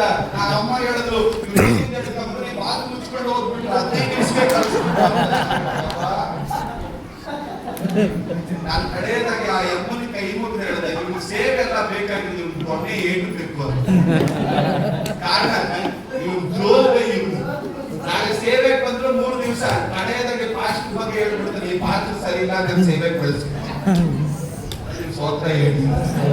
ಕಡೆಯದಾಗಿ ಊರೆಲ್ಲ ತಿರ್ಗಾಡ್ಬೇಕು ನಡ್ಬಿಡ್ತಾನೆ. ಏನಂತ ನನ್ನ ಸೇವೆಗಂತ ನನ್ನ ಮಗನನ್ನ ಬಿಟ್ಟೆ ಅವ್ರ ಫಾಸ್ಟ್ ನನ್ನ ಮಗನ ನೋಡಿ ಹೊಟ್ಟೆ ಉರಿ ಇವನು ಬಹಳ ಶಕ್ತವಾಗಿ ಪ್ರಯೋಜನ ಪಡ್ತಾ ಇದ್ದ, ಅದ್ರಿಂದ ಬೆಳೆಸಕ್ಕೆ ಬಿಟ್ಟಿಲ್ಲ ಅಂತ ಇವನು ಕುರಿತಾಗಿ ತಾಯಿ ಫಾಸ್ಟ್ ಬಗ್ಗೆ ಊರಿಗೆಲ್ಲ ಹೇಳ್ಕೊಂಡ್ ಬಂದ್ಬಿಡ್ತಾರೆ. ನಾನು ಅನೇಕ ಸಲ ಹೇಳ್ತೀನಿ, ಫಾಸ್ಟ್ ಬಗ್ಗೆ ನನ್ನ ಬೆಳೆಯಕ್ ಬಿಡಲ್ಲ ಅಂತ ಹೇಳುವಂತ ಯಾರಾದ್ರಿದ್ರೆ ಅವರಷ್ಟು ಸೋಂಬೇರಿಗಳು ಹೋಗ್ತಾರೆ ಯಾರಿರೋದು. ಒಬ್ರು ಸೋತ್ರ ಯಾಕೆ ಅಂತಂದ್ರೆ ಬೆಳೆಯೋನು ಎಲ್ಲಿದ್ರು ಬೆಳೆದೇ ಬೆಳೀತಾನೆ. ಎಂತ ಒಳ್ಳೆ ಸ್ಥಾನದಲ್ಲಿ ಇಟ್ಟು ಅವನು ಬೆಳೆಯೋದೇ ಇಲ್ಲ. ಅವ್ನ ಪಕ್ಕ ಜೋದ ಬೇಯಿಸವನು, ಅವ್ನ ಪಕ್ಕ ಮೈಗಳ ಅವನು. ಕಾರಣ ಏನಂದ್ರೆ ಸೇವೆ ಏನೊಂದು ಈಸಿ ತುಪ್ಪದ ಸ್ಪೂನ್ ಅಲ್ಲ ಯಾರ್. ಸೇವೆ ಇರೋದು ಕಷ್ಟ ಮಧ್ಯದಲ್ಲಿ ನಡೆದುಕೊಂಡು ದೇವರು ರಕ್ತ ಸುರಿಸಿ ಕಟ್ಟೋದೇ ದೇವರ ಸೇವೆ ಎನ್ನುವುದು. ಅದು ಈಸಿಯಾಗಿ ನಮ್ಮ ಕೈಯಲ್ಲಿ ಬರೋದಲ್ಲ. ಈ ಜೋದ ಕೈ ಉಳ್ಳವನ ವಿಶೇಷತೆ ಅಂತ ಏನ್ ಮುಟ್ಟಿದ್ರು ಆಡ್ತಾನೆ ಇರುತ್ತೆ. 3 ದಿವಸ ಬೈಬಲ್ ಹೇಳ್ತಾರೆ, ಆದ್ರೆ ಚುರುಕು ಕೈ ಉಳ್ಳವನಿಗೆ ಐಶ್ವರ್ಯ ದೇವರು ಕೊಡುತ್ತಾನೆ. ನಾನು ಹೇಳ್ತೀನಿ, ಬಿಸ್ನೆಸ್ ಮಾಡಿದ್ರೆ ಚುರುಕಾಗಿರ್ಬೇಕು, ಸೇವೆ ಮಾಡಿದ್ರೆ ಚುರುಕಾಗಿರ್ಬೇಕು, ವ್ಯಾಪಾರ ಮಾಡಿದ್ರೆ ಚುರುಕಾಗಿರ್ಬೇಕು, ಓದತಿಯ ಚುರುಕಾಗಿರ್ಬೇಕು. ಅಥವಾ ಅಂಕಲ್ವರೆಲ್ಲ ಚುರುಕಾಗಿರೋದು ನೋಡಿದ್ರೆ ನನಗೆ ಯಾಕೋ ಇವತ್ತೇ ಬಂಗಾರದ ಮಳೆ ಯಾಕೋ ಹೇಳಿ ನಿಮ್ಗೆ ಇಷ್ಟ ಆಗಿಲ್ಲ ಅನ್ಸುತ್ತೆ. ಒಂದ್ಸರಿ ಒಂದ್ ಸಿಸ್ಟರ್ ಯಾವಾಗ್ಲೂ ಕೂಟಕ್ಕೆ 12 ಗಂಟೆಗೆ ಬರೋರು ನಮ್ಮ ಪ್ರೇಯರ್ಗೆ. ನಾವು ಪಾಸ್ಟ್ಗಳು ನಮಗೊಂದು ಚಿಂತೆ ಏನ್ ಗೊತ್ತಾ, ಕರ್ಬಿಟ್ಟು ಕೇಳೋಣ ಅಂತ. ಯಾಕಮ್ಮ ಡೈಲಿ ಮನೆಗೇನು ಅಷ್ಟೇ ಒಂದು 300 ಮೀಟರ್ ಇರ್ಬೇಕು, 300 ಮೀಟರ್ ಅಷ್ಟೇ ಚರ್ಚು ಮನೆ. ನಡ್ಕೊಂಡು ಹುಡುಗ ಬಂದ್ಬಿಟ್ರೆ 5 ನಿಮಿಷಕ್ಕೆ ಬಂದ್ಬಿಡ್ತಾರೆ. ಸೋತ್ರ ಈ ಅಮ್ಮ ಯಾವಾಗ್ಲೂ 12 ಕಾಲ ನಮ್ದು 1 ಗಂಟೆ 1:30 ಮೀಟಿಂಗ್ ಕ್ಲೋಸ್, 12 ಕಾಲ ಮೆಸೇಜ್ ಟೈಮ್ ಬರೋರು. ನಾವು ಕೇಳ್ತಾ ಇದ್ವಿ, ಏನಮ್ಮ ಯಾಕಮ್ಮ ಅಂತ. ಫಸ್ಟೇ ಅದು ಫಸ್ಟ್. ನಾವು 1-2 ಸರಿ ಕೇಳಿ ನೋಡಿದ್ವಿ, ಆಯ್ತಮ್ಮ ಅಂತ ಹೇಳಿ 1 ದಿವಸ ಹಿಡಿದು ಕೂಡಿಸ್ಬಿಟ್ಟೆ. ಅಮ್ಮ ದಿನ ನಿತ್ಯ ನೀನು ಹೆಂಗ್ ಜೀವನ ಮಾಡ್ತೀಯ ಸ್ವಲ್ಪ ಹೇಳು, ಎಷ್ಟು ಗಂಟೆಗೆ ಎದ್ದೋಡ್ತೀಯ ಹೇಳು ಅಂತ. ತಕ್ಷಣ ಹಿಡ್ಕೊಂಡು ಕೇಳಿದೆ, ಸೋತ್ರ ಯಾರು ಹೆಣ್ಮಕ್ಳು ತಲೆ ತಗ್ಸ್ಕೊಂಡು ಅಮ್ಮ ಕೇಳಿದ್ರು, ಎಷ್ಟು ಗಂಟೆಗೆ ಎದ್ದೋಡ್ತೀಯಮ್ಮ? ಫಸ್ಟ್ ಬೆಳಗ್ಗೆ 8 ಗಂಟೆಗೆ ಎದ್ದೋಡ್ತೀನಿ. ಬೆಳಗ್ಗೆ 8 ಗಂಟೆ ಅಲ್ಲ, ಸೂರ್ಯ ನೆತ್ತಿ ಮೇಲೆ ಹೊಡಿತಾ ಇರ್ತಾನೆ. ಅದು ಬೆಳಗ್ಗೆ 8 ಗಂಟೆ ಅಲ್ಲ. ನಾನು ಕೇಳಿದೆ, ಅಮ್ಮ ಮಕ್ಕಳು ಯಾಕಂದ್ರೆ ಫಸ್ಟ್ ಸುಮಟ ಇದೆಯಲ್ಲ ಆರ್ಡರ್ ಮಾಡ್ತಾ 5 ನಿಮಿಷಕ್ಕೆ ಬಂದ್ಬಿಡುತ್ತೆ ಟಿಫನ್ ಬಾಕ್ಸ್. ಅದನ್ನ ಏನ್ ಫಸ್ಟ್ ಗೌರ್ಮೆಂಟ್ ಅಲ್ಲಿ ಇರೋರು ಅಲ್ಲಿ ಒಟ್ಟಾಗಿ ಕ್ಯಾಂಟೀನ್ ಅಲ್ಲಿ ಹೋಗಿ ನಿಂತ್ಕೊಂತಾರೆ. ನಾನು ಹೇಳಿದೆ, ನಿನ್ನಂತ ಸೌಭಾಗ್ಯವಂತರಿಗೆ. ನಾನು ಕೇಳಿದೆ, ಆಯ್ತಮ್ಮ ಗಂಡ ಮಕ್ಕಳು ಎಲ್ಲ ಸ್ಕೂಲ್ ಮತ್ತೆ ಕೆಲ್ಸಕ್ಕೆ ಬಂದಂತೀಗ ನೀನೇನ್ ಮಾಡ್ತೀಯಮ್ಮ? ಬೆಳಗಿನೇ ಎದ್ದಿರ್ತೀನಲ್ಲ ಫಸ್ಟ್ ಸ್ವಲ್ಪ ಅವ್ರನ್ನ ರೆಡಿ ಮಾಡಿ ಕಳ್ಸೋದ್ರಲ್ಲಿ ಸ್ವಲ್ಪ ಮೈ ಕೈ ಎಲ್ಲ ಸುಸ್ತಾಗಿ ಇನ್ನೊಂದು ಅರ್ಧ ಅವರ್ ಮಲಗ್ತಿದ್ರೆ ಮಲಗಿದ್ದಿದ್ರೆ ಎದ್ದು ಯಾಕೋ ನೀವು ಹೆಣ್ಮಕ್ಳು ನನ್ ಮೇಲೆ ಕೋಪ ಮಾಡ್ಕೋಬಾರ್ದು, ಹೋಗೋಕ್ಕಿಂತ ಮುಂಚೆ ಸ್ವಲ್ಪ ಜೋಲ್ ಕೈ ಮುರಿದ್ಬಿಟ್ಟು ಹೋಗ್ಬಿಡ್ತೀನಿ. ಸಭೆ ಒಳಗಡೆ ಇವತ್ತು ಪ್ರಾಬ್ಲಮ್ ಏನ್ ಗೊತ್ತಾ? ಅಮ್ಮ ಕೇಳಿದೆ, ಮತ್ತೆ ಯಾಕೆ ಕೂಟಕ್ಕೆ ಎದ್ದಿದ ತಕ್ಷಣ ನಮ್ಮ ಅಮ್ಮ, ನಮ್ಮ ಚಿಕ್ಕಮ್ಮ, ನಮ್ಮ ಆಂಟಿ, ಅಂಕಲ್, ಫ್ರೆಂಡ್ಸ್ ಎಲ್ಲ ವಾಟ್ಸ್ಆಪ್ ಕಾಲ್ ಮಾಡ್ತಾರೆ. ಅವ್ರ ಹತ್ರ ಗಂಟೆ ಮಾತಾಡ್ಕೊಂಡು ಆವಾಗ 11:30 ನೆನಪು ಬರುತ್ತೆ ಫಾಸ್ಟಿಂಗ್ ಪ್ರೇಯರ್ ಇದೆ ಅಂತ. ಆವಾಗ ಸ್ನಾನ ಮಾಡಿದ್ನೋ ಎದ್ದೋ ಬಿದ್ದೋ ಬೈಬಲ್ ಕಾಂತಲ್ಲಿ ಇಟ್ಕೊಂಡು ಓಡ್ ಬಂದಿದ ತಕ್ಷಣ ಈಗ 1:30 ಕೂಟ ಫಾಸ್ಟ್ ಏನಾದ್ರು 1:35 ಮಾಡಿದ್ರೆ ಟೈಮ್ ನೋಡ್ತಾ ಇರ್ತಾರೆ. ಬಂದಿದ್ದೆ 12:30 1:30 ಟೈಮ್ ನೋಡೋದು. ಬೆಳಗ್ಗೆನಿಂದ ಕೂತವ್ರು ಚೆನ್ನಾಗಿ ವಾಕ್ಯ ಕೇಳ್ತಾ ಇರ್ತಾರೆ. ಸೋದ್ರ ಬೆಳಗ್ಗೆಯಿಂದ ಕೂತವ್ರು ವಾಕ್ಯ ಕೇಳ್ತಾ ಇರ್ತಾರೆ. ಲೇಟ್ ಆಗಿ ಬಂದವರು ಟೈಮ್ ನೋಡ್ತಾ ಇರ್ತಾರೆ 12:30. ನಾನು ಕೇಳಿದೆ, ಆಯ್ತಮ್ಮ 1:30 ಹೋಗ್ತೀಯ, 1:30 ಹೋದ್ಮೇಲೆ ಏನ್ ಮಾಡ್ತೀಯ? ಏನ್ ಮಾಡೋದು ಫಾಸ್ಟ್ ಮನೇಲಿ ಇದ್ದಿದ್ದು ತಿಂತೀನಿ, ಇಲ್ಲ ಝೊಮ್ಯಾಟೊ ಆರ್ಡರ್ ಮಾಡ್ಕೊಂಡು ತಿಂತೀನಿ ಅಂತ. ಇವತ್ತು ಒಬ್ಬರೇ ಅಲ್ಲ ತಿಂದು ಆಮೇಲೆ ಏನಮ್ಮ ನನ್ನ ಗಂಡ ಮಕ್ಕಳೆಲ್ಲ ಬರ್ತಾರೆ. ರಾತ್ರಿ ಊಟ ಹೆಂಗೆ? ನನ್ನ ಗಂಡನ್ ಬಹಳ ಇಷ್ಟ ಫಾಸ್ಟ್ ಏನಂತ ನಮ್ಮನ್ನು ಹೊರಗಡೆ ಹೋಗಿ ಕರ್ಕೊಂಡು ಹೋಗಿ ತಿನ್ಸೋದು. ವಾರಕ್ಕೆ 3 ಸರಿ ಹೋಗಿ ಹೊರಗಡೆ ತಿಂತೀವಿ. ಗಂಡನ ಗೊತ್ತಿ ಇವಳು ಕೈಯಲ್ಲಿ ತಿನ್ನಕ್ಕಿಂತ ಹೋಟ್ಲಲ್ಲಿ ತಿನ್ನೋದೇ ಒಳ್ಳೆ ಕಾರಣ. ಈಗ ದೊಡ್ಡ ಸೌಕರ್ಯ ಅಮ್ಮ. ನಾನು ಹೇಳಿದೆ, ನೀನು ಜ್ಞಾನವತಿಯಾದ ಸ್ತ್ರೀ ಅಲ್ಲ. ನೀನು ಇವತ್ತಲ್ಲ ನಾಳೆ ನಿನ್ ಕುಟುಂಬಕ್ಕೆ ನೀನ್ ಕಂಟಕ ತರ್ತೀಯ. ನೀನ್ ದೇವ್ರ ಮಗಳಾಗಿದ್ರೆ ಸೂರ್ಯ ಉದಯಿಸಕ್ಕಿಂತ ಮುಂಚೆ ಎದ್ದು ಪ್ರೇಯರ್ ಮಾಡ್ಬೇಕು. 5 ಗಂಟೆಗೆ ಬೈಬಲ್ ಹೇಳ್ತಾರೆ, ಜ್ಞಾನವತಿಯಾದ ಸ್ತ್ರೀ ಸೂರ್ಯ ಉದಯಿಸಕ್ಕಿಂತ ಮುಂಚೆ ಆಕೆ ಮಕ್ಕಳು ಬೇಕಾದದೆಲ್ಲ ಸಿದ್ಧ ಮಾಡಿರ್ತಾಳೆ. ಇವತ್ತು ನಾನು ಒಂದು ಕಾಲ ಹೇಳ್ತಾರೆ, ಇವತ್ತು ಅನೇಕ ಅಭಿಷಕ್ತರು, ನಮ್ಮಂತ ಅಭಿಷಕ್ತರು ಎದ್ದೋಳದ ಕಾರಣ ಏನ್ ಗೊತ್ತಾ? ಮುಂಜಾನೆ 3 ಗಂಟೆಗೆ ಎದ್ದು ಪ್ರಾರ್ಥನೆ ಮಾಡಿದ ತಾಯಿಯಂದ್ರ ಫಲನೇನ ಅಲ್ಲ. ನಮ್ಮಮ್ಮ 3 ಗಂಟೆಗೆ ಎದ್ದು ಪ್ರಾರ್ಥನೆ ಮಾಡೋಳು. ಇವತ್ತು ದೇವ್ರ ಮಕ್ಕಳಿಗೆ ಗಮನಿಸಿ, ಇವತ್ತು ತಲೆಮಾರುಗಳಲ್ಲಿ ಮುಂಜಾನೆ ಸೂರ್ಯ ಮಧ್ಯಾಹ್ನಕ್ಕೆ ಬಂದ್ರೆ ಇನ್ನ ಬೆಳಗ್ಗೆ ಆಗಿಲ್ವಾ ಆಗ್ತದೆ. ಸ್ತೋತ್ರ. ಇವತ್ತು ದೇವ್ರ ಮಕ್ಕಳಿಗೆ ಗಮನಿಸಿ, ಚುರುಕಾಗಿರ್ಬೇಕು. ಅದಕ್ಕೆ ಲವೋದಿಕ ಸಭೆಗೆ ದೇವರು ಹೇಳ್ತಾರೆ, ನೀನ್ ಬೆಚ್ಚಗಲ್ಲ, ನೀನು ತಣ್ಣಗಲ್ಲ, ಆದ್ರಿಂದ ನಿನ್ನ ನನ್ನ ಬಾಯಿಂದ ಕಾಲ್ ಬಿಡ್ತಿದ್ದು ಅಂತ ಒಂದು ಬಿಡ್ತೀನಿ. ಯಾಕಂದ್ರೆ ಬೆಚ್ಚಗಿದ್ರೆ ಇನ್ನೂ ಬೆಚ್ಚಗೆ ಮಾಡ್ತಾ ಇದೆ, ತಣ್ಣಗಿದ್ರೆ ಇನ್ನೂ ಸ್ವಲ್ಪ ಬಿಸಿ ಮಾಡ್ತಾ ಇದೆ. ಆದ್ರೆ ನೀನು ಆ ಕಡೆ ಇಲ್ಲ ಈ ಕಡೆ ಇಲ್ಲ, ನೀನು ಉಗುರು ಬೆಚ್ಚಾಗಿರೋದ್ರಿಂದ ನಿನ್ ಬಾಯಿಂದ ಕಾಲ್ ಬಿಡ್ತೀನಿ. ಯಾಕಂದ್ರೆ ದೇವರ ಸಮ್ಮುಖದಲ್ಲಿ ಸೋಂಬೇರಿಗಳ ಜೊತೆಯಲ್ಲಿ ದೇವರು ನಿಲ್ಲಲ್ಲ, ಮೈಗಳ್ಳರ ಜೊತೆಯಲ್ಲಿ ದೇವರು ನಿಲ್ಲಲ್ಲ. ದೇವರು ಯಾವ ಜೊತೆ ನಿಲ್ತಾರೆ ಗೊತ್ತಾ? ಚುರುಕುಳ್ಳವರ ಸಂಗಡ ದೇವರು ನಿಲ್ತಾರೆ. ಅದರಿಂದಲೇ ಬೈಬಲ್ ಹೇಳ್ತದೆ, ಚುರುಕು ಕೈ ಉಳ್ಳವನಿಗೆ ಐಶ್ವರ್ಯ ದೇವರು ಕೊಡ್ತಾನೆ. ಕೆಲವರು ಹೇಳ್ತಾರೆ, ಪಾಸ್ಟರ್ ನಮ್ಮ ಮನೆಯಲ್ಲಿ ತುಂಬಾ ದಾರಿದ್ರತನ ಇದೆ, ಪಾಸ್ಟರ್ ಪ್ರೇಯರ್ ಮಾಡಿ ಅಂತ. ನಾನು ಹೇಳಿದೆ, ನಿಮ್ಮ ಮನೆಯಲ್ಲಿ ಯಾರು ಸೋಂಬೇರಿ ಇದ್ದಾರೋ ಫಸ್ಟ್ ಅವ್ನು ಕೊಡೀರಿ ಅಂದ್ರೆ. ಪ್ರಸಂಗಿ ಗಮನಿಸ್ತೇವೆ 10ನೇ ಅಧ್ಯಾಯದಲ್ಲಿ ಏನ್ ಗೊತ್ತಾ? ಜೋಲುಗೈಯಿಂದ ಮನೆ ಸೋರುತ್ತೆ, ಸೋಂಬೇರಿತನದಿಂದ ಕೊಲೆಗಳು ಆಗುತ್ತೆ ಅಂತ. ಅದ್ರ ಅರ್ಥ ಏನ್ ಗೊತ್ತಾ? ಮಳೆ ಬೀಳ್ತಾ ಇದೆ, ಇಲ್ಲಿ ಆದ್ರೆ ಈ ಕಡೆ ಮಳೆ ಅಂದ್ರೆ ತುಂಬಾ ಇಷ್ಟ ಅಲ್ಲ? ಇಷ್ಟನಾ ಕಷ್ಟನಾ? ಇಷ್ಟ ಅಂದ್ರೆ ಪ್ರೇಯರ್ ಮಾಡೋಣ ಅನ್ಕೊಳ್ಳಿ. ಮಳೆ ಅಂದ್ರೆ ಇಷ್ಟ ಅಲ್ಲ, ಒಬ್ಬರಿಗೆ ಇಷ್ಟ ಇಲ್ಲ. ಯಾಕೆ ಇಷ್ಟ ಇಲ್ಲ ಅಂದ್ರೆ, ಜೋರಾಗಿ ಮಳೆ ಸೋರ್ಬೇಕಾದ್ರೆ ಈ ಮನೆ ಒಳಗಡೆ ಮನೆ ಸೋರುತ್ತಲ್ಲ, ಮನೆ ಸೋರಿದಾಗ ಮನೆ ಒಂದೊಂದು ಬೈತಾರೆ, ಏನ್ ಮಳೆಯಪ್ಪ ನನ್ನ ಮನೆಗೆಲ್ಲ ಸೋರಾಗ್ ಮಾಡ್ಬಿಡುತ್ತ ಅಂತ ತೂ ಅಂತ ಬೈತಾ ಇರ್ತದೆ. ಈ ಮಳೆಗೆ ಏನಾದ್ರೂ ಬಾಯಿ ಬರಂಗಿದ್ರೆ, ಈ ಮಳೆ ಬಂದ್ ಹೇಳಿದ್ರೆ ದುಡ್ದು 3,000 ರೂಪಾಯಿ ಕೊಟ್ಟು ಸೀಟ್ ಹಾಕ್ಸಕ್ಕಾಗಿಲ್ಲ, ನನಗೆ ಬೈತೀಯ. ಕರೆಕ್ಟ್ ಫಸ್ಟ್ ನನಗೆ ಬೈತೀಯ. ಬೈಬಲ್ ಹೇಳುತ್ತೆ, ಸೋಂಬೇರಿತನದಿಂದ ನಿನ್ ಮನೆ ಸೋರೋದು, ಮಳೆಯಿಂದಲ್ಲ ನಿನ್ ಮನೆ ಸೋರ್ತಾ ಇರೋದು.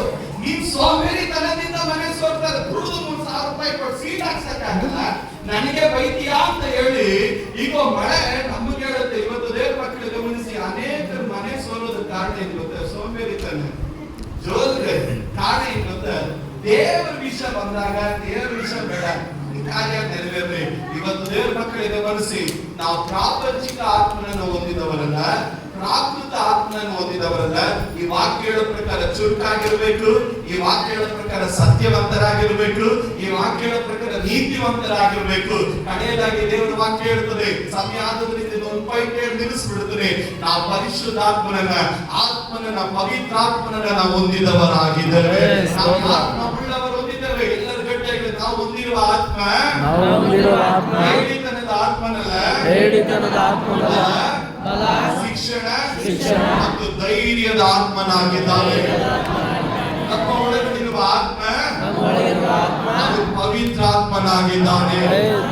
ಆದರೆ ನಮ್ಮ ಒಳಗಡೆ ಪವಿತ್ರಾತ್ಮ ಇರೋದ್ರಿಂದ ಈ ಪವಿತ್ರಾತ್ಮನ ಒಂದು ವಿಶೇಷತೆ ಏನಂದ್ರೆ, ಅವ ನಮ್ಮನ್ನ ಸಕಲ ವಿಷಯಗಳಲ್ಲೂ, ಸಕಲ ಸತ್ಯದಲ್ಲೂ ದಾರಿ ನಡೆಸಿಕೊಂಡು ಹೋಗ್ತಾನೆ. ತಲೆ ತಕ್ಕಂಗೆ ಮಾಡಲ್ಲ. ನನ್ನ ಆತ್ಮೀಕವಾದ ವಿಷಯದಲ್ಲಿ ಪವಿತ್ರಾತ್ಮನನ್ನು ನಡೆಸ್ತಾನೆ, ನನ್ನ ಹಣಕಾಸಿನ ವಿಷಯದಲ್ಲಿ ಪವಿತ್ರಾತ್ಮನ ನಮ್ಮನ್ನು ನಡೆಸ್ತಾನೆ, ನಮ್ಮ ಕುಟುಂಬದ ವಿಷಯದಲ್ಲಿ ಪವಿತ್ರಾತ್ಮನನ್ನು ನಡೆಸ್ತಾನೆ, ನನ್ನ ವಿದ್ಯಾಭ್ಯಾಸದ ವಿಷಯದಲ್ಲಿ ಪವಿತ್ರಾತ್ಮನ ನಡೆಸ್ತಾನೆ. ಯಾಕೆ ಅಂತಂದ್ರೆ, ನಾವು ಪವಿತ್ರಾತ್ಮನ ನಮ್ಮನ್ನು ವಾಕ್ಯದ ಪ್ರಕಾರ ನಡೆಸೋದಕ್ಕಾಗಿ ಪ್ರಾರಂಭಿಸಿದ್ರೆ ನಾವು ಎಲ್ಲೂ ತಲೆ ಕೆಳಗಡೆ ಹಾಕಿ ಹೋಗೋದಕ್ಕೆ ದೇವರ ಅನುಮತಿ ಕೊಡಲ್ಲ. ನಮ್ಮ ಮಾಂತೇಶ ಮತ್ತು ನಮ್ಮ ಸೌಮ್ಯ ಇದ್ದಾರೆ. ಸಾಕ್ಷಿ ಕೇಳ್ರಿ, ನಮ್ಮ ಹೊಸಕೋಟೆ ಸಭೆ ಬರ್ಬೇಕಾದ್ರೆ 26 ಲಕ್ಷ, 18 ಲಕ್ಷ, 10 ಲಕ್ಷ ಸಾಲದ ಹೊರಗೆ ಬಂದ್ರು. ಹೆಂಗ್ ಸಾಲ ತೀರ್ಸಕ್ಕಂತ ಗೊತ್ತಿಲ್ಲ. ದೊಡ್ಡ ಬಿಸ್ನೆಸ್ ಮಾಡೋರು. ಆದ್ರೆ ವಾಕ್ಯದಲ್ಲಿ ಕಲಿಸ್ದೆ, ಹೇಗ್ ಬಿಸ್ನೆಸ್ ಮಾಡ್ಬೇಕು, ಹೇಗ್ ಹಣ ಕಾಪಾಡಬೇಕು, ಹೇಗೆ ನಾವು ಬೆಳಿಬೇಕು ಅನ್ನೋದು ವಾಕ್ಯದಲ್ಲಿ ಕಲಿಸ್ದೆ. ವಾಕ್ಯದಲ್ಲಿ ಕಲಿಸಿದಾಗ 6 ತಿಂಗಳಲ್ಲಿ 28 ಲಕ್ಷ ತೀರಿಸಿದವರಿದ್ದಾರೆ, 6 ತಿಂಗಳಲ್ಲಿ 18 ಲಕ್ಷ ಸಾಲ ತೀರಿಸೋರಿದ್ದಾರೆ. ಬೆಂಗಳೂರು ಪಟ್ಟಣಕ್ಕೆ ಬಂದಾಗ ಒಳ್ಳೆ ಮನೆ ಇರಲಿಲ್ಲ, ಇವತ್ತು ಲೀಸ್ಗೆ 12 ಲಕ್ಷ 13 ಲಕ್ಷ ಲೀಸ್ ಹಾಕೊಂಡು ಮನೆಯಲ್ಲಿ ವಾಸ ಮಾಡೋರಿದ್ದಾರೆ. ಯಾಕಂದ್ರೆ ಈ ವಾಕ್ಯ ಮತ್ತು ಪವಿತ್ರಾತ್ಮನ ಎರಡು ನಮ್ಮಲ್ಲಿ ಚಲಿಸೋದಕ್ಕಾಗಿ ಪ್ರಾರ್ಥನೆ ಮಾಡಿದ್ರೆ ನಾವೆಲ್ಲ ಆಶಾಭಂಗ ಪಡೋದಕ್ಕೆ ಸಕಲ ವಿಷಯಗಳನ್ನು ಸತ್ಯದಲ್ಲಿ ನಮ್ಮನ್ನು ನಡೆಸುತ್ತಾನೆ. ಹಾಗಾದ್ರೆ ಯಾರಲ್ಲಿ ಪವಿತ್ರಾತ್ಮನ ಇರ್ತಾನೋ ಅವನಲ್ಲಿ ಸೋಂಬೇರಿತನ ಇರೋದಿಲ್ಲ. ಯಾರಲ್ಲಿ ಪವಿತ್ರಾತ್ಮನ ಇರ್ತಾನೋ ಅವನಲ್ಲಿ ಸುಳ್ಳಿರೋದಿಲ್ಲ. ಯಾರಲ್ಲಿ ಪವಿತ್ರಾತ್ಮನ ಇರ್ತಾನೋ ಅವನಲ್ಲಿ ಹೆದರಿಕೆ ಇರೋದಿಲ್ಲ.